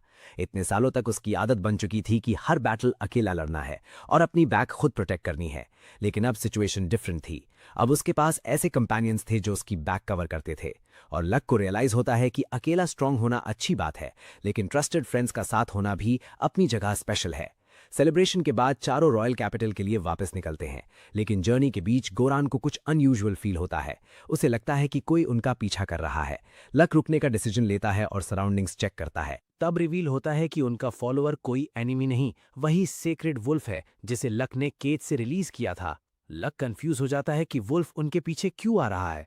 वो वुल्फ को रिमाइंड करता है कि अब वो कंप्लीटली फ्री है और अपनी मर्जी से कहीं भी जा सकता है। लेकिन सीए तुरंत समझ जाती है कि वुल्फ एग्जैक्टली इसी फ्रीडम की वजह से लक के साथ चल रहा है। वुल्फ भी हैप्पीली कंफर्म कर देता है कि वो लक के साथ ही जाना चाहता है। लक को समझ नहीं आता कि इस सिचुएशन में क्या करे, लेकिन गोरन को इसमें कोई प्रॉब्लम नहीं दिखती। पेरिक भी एक पॉसिबिलिटी बताता है, शायद इस वुल्फ का भी कोई फैमिली नहीं है, बिल्कुल लक की तरह। ये बात लक को सोचने पर मजबूर कर देती है। वो वुल्फ के पास जाता है और डायरेक्टली पूछता है कि क्या वो सच में उसके साथ आना चाहता है। वुल्फ लक के सामने बिल्कुल कंफर्टेबल और कंटेंट नजर आता है। और अब लक को समझ आने लगता है कि शायद ये पप सिर्फ उनका पीछा नहीं कर रहा, वो लक को अपना नया कंपेनियन चूज कर रहा था। कुछ ही देर बाद सब लोग रॉयल कैपिटल वापस पहुंचते हैं। प्रिंसेसेस अपने फादर एरिक को देखकर खुश हो जाती हैं और एरिक भी उन्हें सेफ देखकर रिलीव्ड होता है। प्रिंसेसेस बताती हैं कि उनकी प्रोटेक्शन चैलिस और लुचीरा ने की थी। एरिक दोनों को सिंसियरली थैंक करता है, लेकिन चैलिस और लुचीरा प्रेज एक्सेप्ट करने में हेजिटेंट रहती हैं। दोनों को अभी भी लगता है कि वो इस अप्रिसिएशन के वर्दी नहीं है। तभी लक की नजर उनके पास रखे वैम्पायर जेम्स के पाइल पर पड़ती है। इतने सारे जेम्स देखकर वो भी सरप्राइज्ड हो जाता है। चार्लिस को याद करके लगता है कि टोटल अराउंड 20 वैम्पायर्स थे, लेकिन लुचीरा क्लियर करती है कि एक्चुअली सिर्फ 15 वैम्पायर्स डिफीट हुए थे। चार्लिस के लिए ये कोई बड़ी अचीवमेंट नहीं थी, क्योंकि उनमें से ऑलमोस्ट सब लेसर वैम्पायर्स थे। लेकिन लक को जेम्स के बीच 2 अलग जेम्स दिखते हैं जो आर्च वैम्पायर्स के थे। ये देखकर सबका रिएक्शन बदल जाता है। चार्लिस बताती है कि कुछ वैम्पायर्स नॉर्मल एनिमीज से काफी स्ट्रांग जरूर थे, लेकिन उसे पता ही नहीं था कि वो आर्च वैम्पायर्स हैं।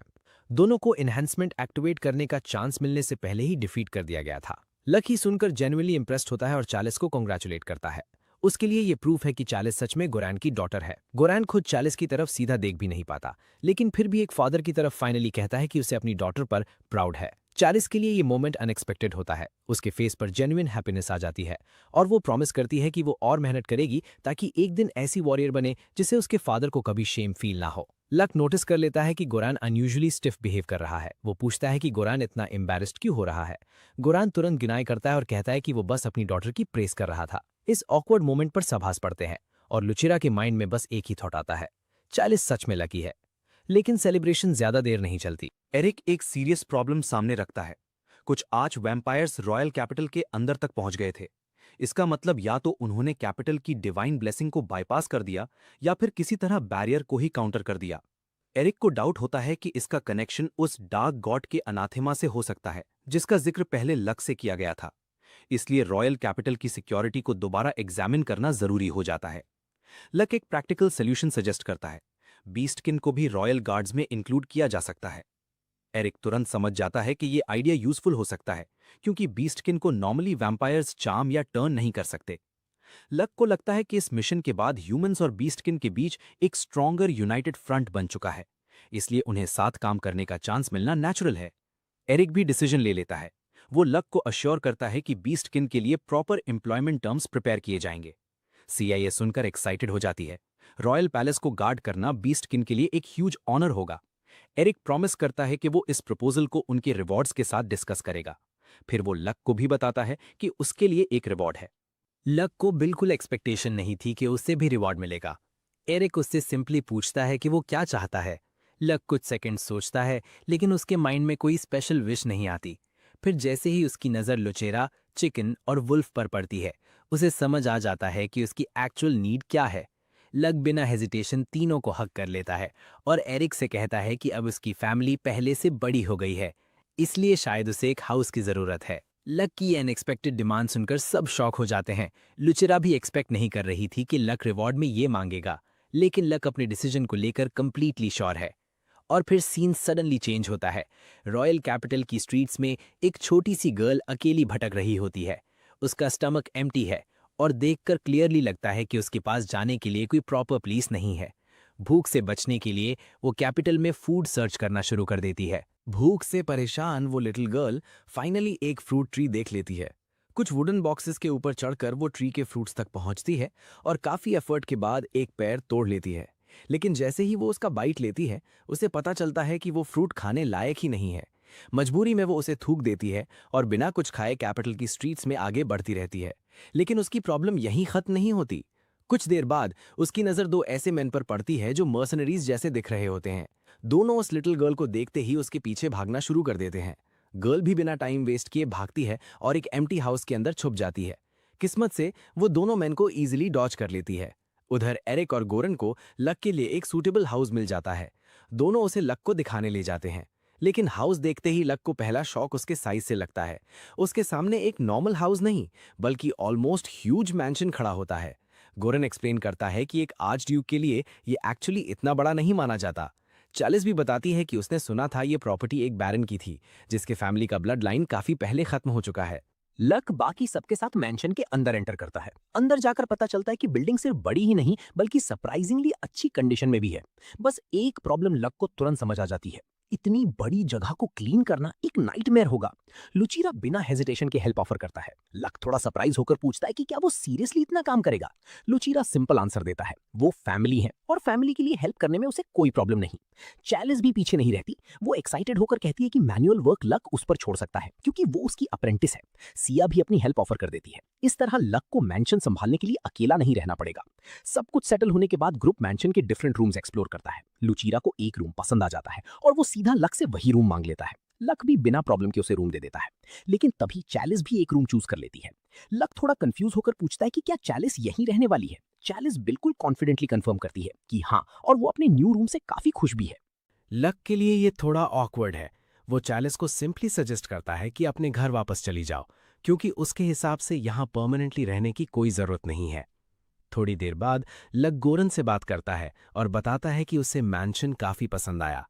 अब वो एरिक को पर्सनली थैंक करने का प्लान बनाता है, लेकिन गोरन को प्रॉपर्टी में कुछ अनयूजुअल लगता है। उसे डाउट होता है कि एक ऑर्डिनरी बैरन्स मैंशन में लुकआउट टावर जैसा स्ट्रक्चर इतना स्ट्रेंज क्यों है। लक को इसमें कोई प्रॉब्लम नहीं दिखती, बल्कि वो डिसाइड कर लेता है कि टावर ही उसका रूम होगा। इसके बाद लक कंप्लीटली रिलैक्स्ड मूड में वुल्फ के साथ खेलने लगता है। वो उसे प्यार से पेट करता है और खुश होता है कि मैंशन का यार्ड भी काफी स्पेशियस है। गोरन ये देखकर सरप्राइज्ड होता है कि लक वुल्फ की प्रेजेंस का इतनी जल्दी आदत डाल चुका है। तभी लक रिवील करता है कि उसने वुल्फ का नाम भी डिसाइड कर लिया है। अब से उस वुल्फ का नाम होगा गारवे। लेकिन मैंशन में पहली नाइट अभी नॉर्मल नहीं होने वाली थी। रात के वक्त लुचेरा लक को जगाता है। उसके फेस पर नर्वसनेस होती है और वो बताता है कि बाथरूम जाने के लिए उठते वक्त उसने कुछ सस्पिशियस साउंड सुना था। लक बिना हेजिटेट किए उसके साथ चल पड़ता है। लुचीरा बताता है कि आवाज मैंशन के बेसमेंट की तरफ से आ रही थी, और सबसे स्ट्रेंज बात यह थी कि वो आवाज किसी वुमन की लग रही थी। दोनों डार्क बेसमेंट में नीचे उतरते हैं। शुरू में बेसमेंट कंप्लीटली एम्प्टी नजर आता है, लेकिन तभी लक एक डोर की दूसरी तरफ से आती हुई फीमेल वॉइस सुन लेता है आवाज में पीन क्लियरली फील हो रहा था। वो वुमन हेल्प के लिए बुला रही थी और ये सुनते ही लक वहीं फ्रीज हो जाता है। आवाज सुनते ही लुचीरा को डाउट होता है कि कहीं बेसमेंट में कोई अनडेड तो नहीं है। लक ज्यादा वेट नहीं करता और इमीडिएटली डोर ओपन करके चेक करने लगता है। लुचीरा मैजिक से बेसमेंट में लाइट क्रिएट करता है, लेकिन जैसे ही उसकी रोशनी सामने पड़ती है, लुचीरा हॉरर में स्क्रीम कर उठता है। उसके सामने एक लिटिल गर्ल उल्टा लटकी हुई थी। लुचीरा को तुरंत लगता है कि ये कोई गोस्ट है। लक उसे काम रहने को कहता है और दोबारा प्रॉपर लाइट करने को बोलता है। इस बार सीन क्लियर होता है। वो कोई गोस्ट नहीं बल्कि एक लिटिल गर्ल थी जिसका फुट रोप में फंस गया था। लक उसे नीचे उतरने में हेल्प करता है और फिर पूछता है कि वो बेसमेंट में कर क्या रही थी। लेकिन लुचिरा फिर से कंक्लूजन पर पहुंच जाता है। उसे लगता है कि गर्ल शायद बर्गलर है और अथॉरिटीज को हैंडओवर कर देना चाहिए। लक उसे रोकता है।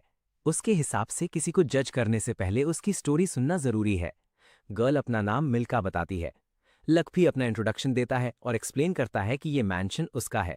साथ ही वो लुचिरा और चिकन को अपनी फैमिली के मेंबर्स के रूप में इंट्रोड्यूस करता है। मिल्का अपोलोजाइज करती है और बताती है कि उसे लगा था ये हाउस अबैंडन्ड है। उसका इंटेंशन सिर्फ इतना था कि उसे एक सेफ जगह मिल जाए जहां वो रात बिता सके। लक को ये सुनकर सरप्राइज होता है कि मिल्का के पास अपना कोई होम नहीं है। मिल्का बताती है कि उसके पेरेंट्स बहुत पहले मर चुके थे। उसके बाद उसका ग्रैंडफादर ही उसकी केयर कर रहा था, लेकिन रिसेंटली उसकी डेथ भी हो गई। लक उससे पूछता है कि फिर उनका पुराना हाउस कहाँ गया। मिल्का एक्सप्लेन करती है कि शायद उसके ग्रैंडफादर को किसी ने डेट के नाम पर ट्रैप कर दिया था। कुछ मैन आए और वो हाउस अपने साथ ले गए। लक को लगता है कि मिल्का शायद इसी वजह से भागी, क्योंकि सिचुएशन ऐसी हो गई थी कि उसे डेट चुकाने के लिए जबरदस्ती काम करना पड़ सकता था। लेकिन मिल्का क्लियर करती है कि ये रीजन नहीं था। लुचेरा भी बताता है कि किंग ने स्लेव ट्रेड को कई साल पहले अबॉलिश कर दिया था। लक ये सुनकर एरिक के बारे में कहता है कि कम से कम वो एक अच्छा किंग लगता है। मिल्का फिर बताती है कि घर खो देने के बाद वो शेल्टर सर्च कर रही थी और इसी प्रोसेस में इस मैंशन तक पहुंच गई। उसे बिल्कुल आइडिया नहीं था कि अंदर ट्रैप्स होंगे। लक अब एक और इंपॉर्टेंट क्वेश्चन पूछता है, वो बेसमेंट में एंटर कैसे हुई। मिल्का उन्हें एक हिडन पैसेज दिखाती है जो डायरेक्टली सीवर्स से कनेक्टेड पा। पैसेज देखते ही लक रियलाइज करता है कि उससे एक बेसिक मिस्टेक हो गई। किसी नए हाउस में शिफ्ट होने के बाद सबसे पहले हिडन डोर्स, ट्रैप्स और सीक्रेट पैसेजेस चेक करने चाहिए थे। लेकिन ईयर्स ऑफ फाइटिंग के बाद लक की स्काउटिंग स्किल्स थोड़ी रस्टी हो गई थी। फिर भी एक क्वेश्चन उसके माइंड में बना रहता है, एक सिंपल बैरन्स मैंशन के अंदर सीक्रेट पैसेज आखिर बना ही क्यों था। इसका कोई ऑब्वियस रीजन समझ नहीं आ रहा था, लेकिन पैसेज को इग्नोर करना भी पॉसिबल नहीं था। सीवर्स से कनेक्टेड होल को इवेंचुअली सील करना ही पड़ेगा। इसलिए लक डिसाइड करता है कि वो पैसेज को खुद एक्सप्लोर करेगा। लूचीरा भी बिना हेजिटेशन उसके साथ चल पड़ता है। मिल्का उन्हें पैसेज का रूट दिखाती है, जबकि लूचीरा अपनी मैजिक से पूरे रास्ते को इल्यूमिनेट करता रहता है। तीनों धीरे धीरे नैरो पैसेज के अंदर आगे बढ़ते हैं। चलते वक्त लक सोचता है कि इस सीक्रेट टनल को ओरिजिनली किस पर्पस के लिए बनाया गया होगा। नॉर्मली ऐसा पैसेज किसी एस्केप रूट के लिए बनाया जा सकता था, लेकिन प्रॉब्लम ये थी कि ये किसी रॉयल रेजिडेंस का पार्ट नहीं था। फिर एक ऑर्डिनरी बैरन को ऐसे हिडन एस्केप पैसेज की जरूरत क्यों पड़ती। कुछ डिस्टेंस कवर करने के बाद उन्हें फाइनली वो होल दिखाई देता है जिसका मिल्का ने मेंशन किया था। मिल्का बताती है कि शुरू में उसे लगा था कि उसे सीवर्स में ही रात गुजारनी पड़ेगी, लेकिन पैसेज में आगे बढ़ते वक्त उसे ये ओपनिंग मिल गई और वो इसी के थ्रू मैंशन के बेसमेंट तक पहुंच गई। लक होल को केयरफुली एग्जामिन करता है। उसे लगता है कि ये ओपनिंग इंटेंशनली नहीं बनाई गई, शायद वॉल नेचुरली कोलैप्स हुई थी जिसकी वजह से सीवर और हिडन पैसेज कनेक्ट हो गए। लेकिन अब एक और मिस्ट्री सामने है। होल उनकी बिगेस्ट प्रॉब्लम ही नहीं था, क्योंकि सीक्रेट पैसेज उस पॉइंट के बाद भी काफी दूर तक कंटिन्यू हो रहा था। इसलिए लक, लुचेरा और मिल्का डिसाइड करते हैं कि वो अभी वापस नहीं मुड़ेंगे। पहले देखते हैं कि ये मिस्टीरियस पैसेज आखिर जाकर कहाँ खत्म होता है। पैसेज को एक्सप्लोर करने से पहले मिल्का लक से एक रिक्वेस्ट करती है। वो पूछती है कि क्या वो कुछ टाइम के लिए इसी पैसेज में रह सकती है। वैसे भी लक अभी इस जगह का यूज नहीं कर रहा था और यहाँ कम से कम बारिश या वेदर से वो सेफ रह सकती थी। मिल्का को ये भी लगता है कि कोई डेंजरस एडल्ट यहाँ आएगा नहीं। लक तुरंत अग्री नहीं करता। वो कहता है कि पहले ये देखना जरूरी है कि पैसेज आखिर जाता कहाँ है, उसके बाद ही डिसाइड करेंगे कि मिल्का यहाँ रह सकती है या नहीं।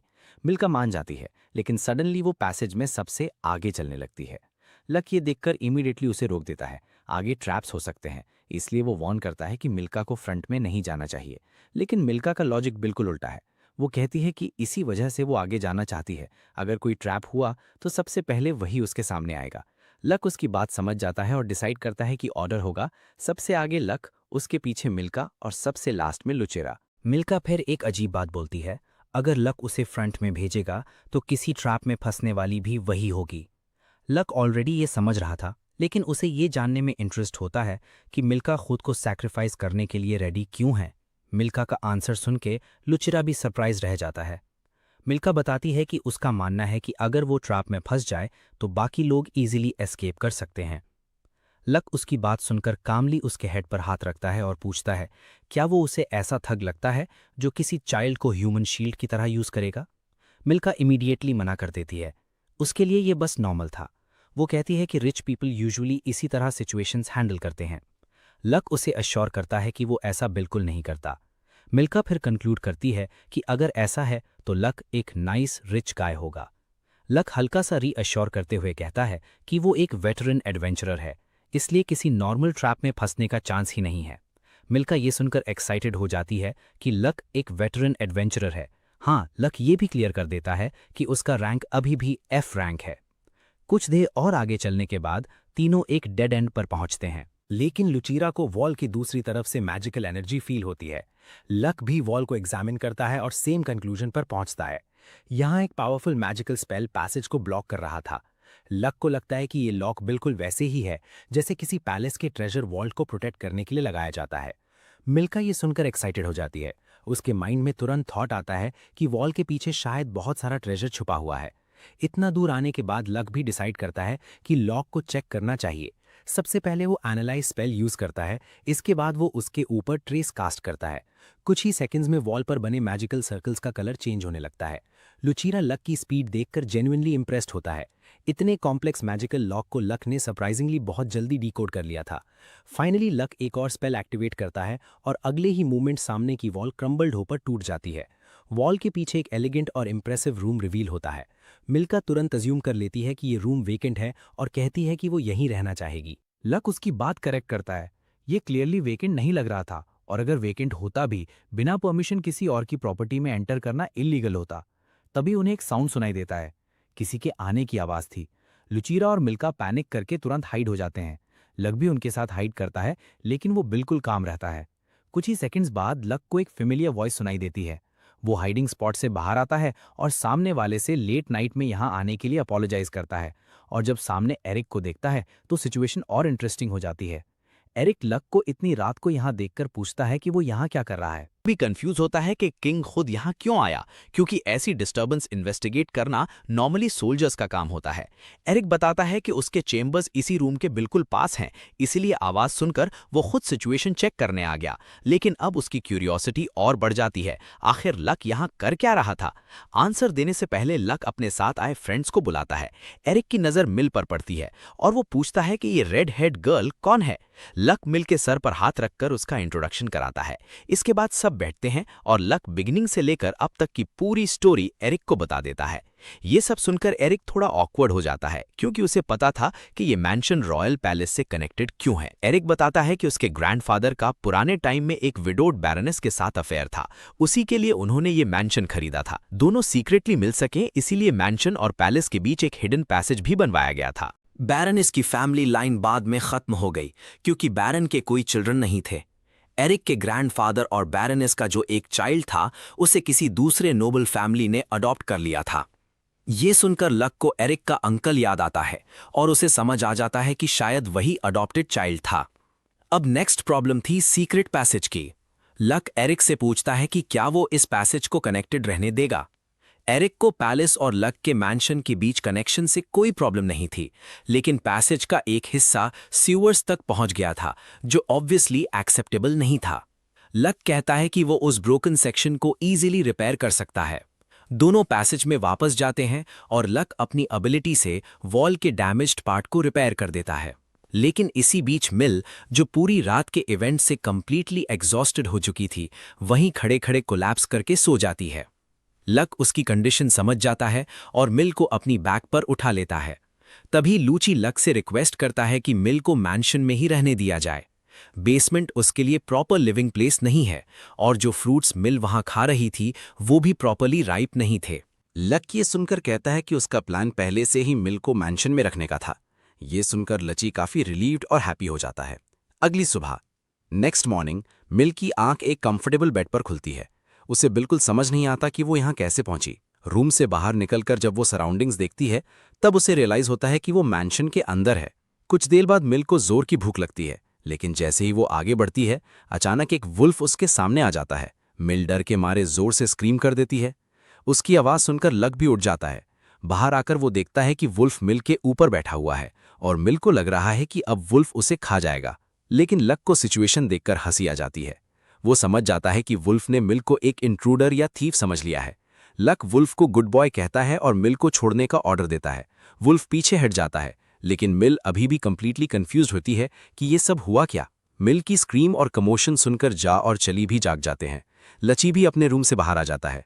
लक सबको मिल से इंट्रोड्यूस कराता है और कैजुअली अनाउंस करता है कि अब से मिल भी उनके साथ मैंशन में रहेगी। मिल को ये बात समझने में कुछ सेकंड्स लगते हैं। फिर वो लक से कंफर्म करती है कि क्या वो सच में यहीं रह सकती है। बाकी सब भी मिल को हैप्पीली वेलकम करते हैं। लक मिल को एक रिस्पॉन्सिबिलिटी भी देता है। वो कहता है कि अब से हाउस होल्ड चोर्स की रिस्पॉन्सिबिलिटी मिल संभालेगी। मिल ये काम एक्साइटेडली एक्सेप्ट कर लेती है। लक उसे बताता है कि अगर किसी हेल्प की ज़रूरत हो तो वो लूची से हेल्प ले सकती है। इसके बाद सब ब्रेकफास्ट के लिए बैठ जाते हैं और जैसे ही खाना मिल के सामने आता है वो इतनी स्पीड से खाना स्टार्ट कर देती है जैसे पता नहीं कितने टाइम से उसने प्रॉपर मील ही ना देखा हो। ब्रेकफास्ट के वक्त गोरन भी वहां मौजूद होता है। मिल को देखकर वो सरप्राइज हो जाता है और लक से पूछता है कि क्या उसने एक और चाइल्ड को अडॉप्ट कर लिया है। फिर गोरन सीक्रेट पैसेज के बारे में भी पूछता है। लक बताता है कि वो पूरे पैसेज को रीइंफोर्स करने वाला है। साथ ही रॉयल पैलेस की साइट पर एक प्रॉपर डोर भी इंस्टॉल किया जाएगा। रीजन सिंपल था, अगर कभी पैलेस में इमरजेंसी सिचुएशन आए तो ये हिडन पैसेज एक ऑल्टरनेट एस्केप रूट के तौर पर काम आ सकता था। गोरन को एक बात समझ नहीं आती, आखिर बैरनेस ने बेसमेंट में ट्रैप क्यों लगाया था जब वहां सिर्फ प्रीवियस किंग ही आता था। लक एक्सप्लेन करता है कि ट्रैप का पर्पस प्रीवियस किंग को रोकना नहीं बल्कि किसी और पर्सन को पैसेज के थ्रू अंदर आने से रोकना था। जैसे प्रीवियस किंग की वाइफ अगर कभी सीक्रेट पैसेज तक पहुंच जाती तो ट्रैप उसे रोक देता। जाको अब पूरी सिचुएशन समझ आ जाती है। उधर ब्रेकफास्ट टेबल पर चिली मिल को इतना पैम्पर कर रही होती है कि मिल हर चीज को मजे से एंजॉय कर रही होती है। फिर मिल प्यार से चिली को बिग सिस चिली कह देती है और बस ये वर्ड्स चिली का दिल जीतने के लिए काफी थे। ब्रेकफास्ट के बाद गोरन और जाक गिल्ड की तरफ निकल जाते हैं। मीनवाइल मिल लूची से पूछती है कि क्लीनिंग सप्लाईज कहां रखे हैं। लूची बताता है कि अभी उन्होंने क्लीनिंग के लिए कुछ खरीदा ही नहीं है क्योंकि वो लोग रिसेंटली मैंशन में शिफ्ट हुए हैं। लक कहता है कि वॉल रिपेयर करने के लिए उसे वैसे ही मार्केट जाना है तो साथ में क्लीनिंग सप्लाईज भी खरीद लेगा। मिल और चिली भी उसके साथ चलने की परमिशन मांग लेती हैं। लक मैंशन की रिस्पॉन्सिबिलिटी फिलहाल लूची को देकर दोनों गर्ल्स के साथ मार्केट निकल पड़ता है। मार्केट पहुंचने के बाद चली लक को एक स्टोन शॉप में ले जाती है। लक कुछ स्टोन्स खरीदने के लिए शॉप के अंदर चला जाता है और मिल को वुल्फ के साथ बाहर वेट करने को कहता है, लेकिन कुछ ही मिनट्स में मिल बोर होने लगती है।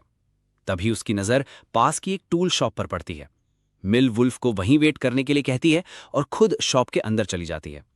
अंदर मिल ब्रूम्स, ब्रशेस और दूसरे क्लीनिंग टूल्स देख ही रही होती है कि एक अननोन मैन शॉप में एंटर करता है। कुछ देर बाद लक और चली स्टोन्स लेकर वापस आते हैं। दोनों सबसे पहले वुल्फ से मिल के बारे में पूछते हैं। वुल्फ का रिएक्शन देखकर लगता है जैसे वो गिल्टी हो। अकेला रहने के बाद वुल्फ सो गया था और इसी वजह से उसे पता ही नहीं चला कि मिल कब गायब हुई। लक और चली तुरंत टूल शॉप की तरफ भागते हैं। शॉपकीपर से पूछने पर चली को पता चलता है कि कुछ डेंजरस लुकिंग मैन मिल को जबरदस्ती अपने साथ ले गए हैं। लक बिना टाइम वेस्ट किए वुल्फ को मिल की सेंट ट्रैक करने का ऑर्डर देता है। वुल्फ उन्हें सीधा उन लोगों तक पहुंचा देता है और लक को जल्द ही पता चलता है कि ये वही लोन शार्क्स हैं जिन्होंने मिल का पुराना हाउस अपने कब्जे में लिया था। उन लोगों ने मिल को पकड़ रखा था और कह रहे थे कि अब भी उसका लोन पूरा रीपे नहीं हुआ है, इसलिए उसे उनके साथ चलना पड़ेगा। मिल प्रोटेस्ट करती है कि हाउस तो वो लोग ऑलरेडी ले चुके हैं, फिर भी उससे पेमेंट क्यों चाहिए। थग्स सीधा जवाब देते हैं कि उसका हाउस उनके लिए ज्यादा वैल्यूएबल नहीं था, उनका असली टारगेट अब मिल खुद थी। तभी लक वहां पहुंचता है। लक थग्स को क्लियरली बताता है कि मिल अब उसकी गार्डियन केयर में है, इसलिए उसे तुरंत रिलीज करना होगा। लेकिन थग्स का लीडर उल्टा लक से ही डेट चुकाने को कहता है। वो थ्रेटन करता है कि अगर लक पेमेंट नहीं करता तो मिल को पूरी लाइफ उनके लिए काम करना पड़ेगा। लक को ये सुनते ही गुस्सा आ जाता है। वो सीधा लीडर को एक पावरफुल किक मारकर गिरा देता है। बाकी थग्स तुरंत अपने बॉस की हेल्प के लिए लक पर अटैक करते हैं, लेकिन लक उन दोनों को भी एक एक हिट में नॉकआउट कर देता है। मिल तुरंत चली के पास भाग कर आती है। चली कहती है कि अब पुलिस को कॉल करना चाहिए, लेकिन लक के पास कुछ और ही प्लान होता है। वो अनकॉन्शियस थग लीडर को पकड़ता है और उस पर इल्यूजन मैजिक यूज करता है। इल्यूजन के अंदर उस थग को लक एक टेरिफाइंग ओल्ड मनी लेंडर के फॉर्म में दिखाई देता है। वो आदमी से पूछता है कि उस जैसा लो लेवल थग यहाँ क्या कर रहा है। लीडर इतना टेरिफाइड हो जाता है कि उसकी सारी ब्रेवरी हवा हो जाती है। डर के प्रेशर में वो फाइनली सच बोल देता है। वो बताता है कि वो गवीनो नाम के मनी लेंडर के लिए काम करता है जो स्लम्स में ऑपरेट करता है। लक सीधा पूछता है कि उनका मिल के साथ क्या करने का प्लान था। थक जो आंसर देता है वो सिचुएशन को और सीरियस बना देता है। उसका प्लान मिल को ब्लैक मार्केट में स्लेव के तौर पर बेचने का था। वो ये भी रिवील करता है कि गवीनो खुद पहले स्लेव ट्रेडर रह चुका है, इसलिए उसके ब्लैक मार्केट कनेक्शंस अभी भी स्ट्रांग हैं। ये सुनकर लक थक को दोबारा अनकॉन्शियस कर देता है। उसके बाद लक गार्ड्स को कॉल करता है और उन्हें बताता है कि थग ने गवीनो के बारे में क्या कन्फेशन दिया है। गार्ड्स ये नाम सुनकर शॉक्ड रह जाते हैं। गवीनो कोई ऑर्डिनरी क्रिमिनल नहीं था, वो एक्सट्रीमली वेल्दी और पावरफुल आदमी था। उसके पास प्राइवेट आर्मी थी और पावरफुल नोबल्स के साथ भी उसके स्ट्रॉन्ग कनेक्शंस थे। सबसे बड़ी प्रॉब्लम ये थी कि गार्ड्स पहले भी गवीनो के अगेंस्ट एविडेंस कलेक्ट करने की कोशिश कर चुके थे, लेकिन हर बार एविडेंस केस बनने से पहले ही मिस्टीरियसली डिसअपियर हो जाता था। उधर गवीनो को भी अपने आदमी की अरेस्ट की न्यूज़ मिल जाती है। उसका असिस्टेंट बताता है कि सिचुएशन और भी डेंजरस टाइम पर हुई है, क्योंकि उनका एक बहुत बड़ा डील आने वाला है। गवीनो बिना पैनिक किए ऑर्डर देता है कि उनका इंपॉर्टेंट माल तुरंत किसी सिक्योर लोकेशन पर शिफ्ट कर दिया जाए।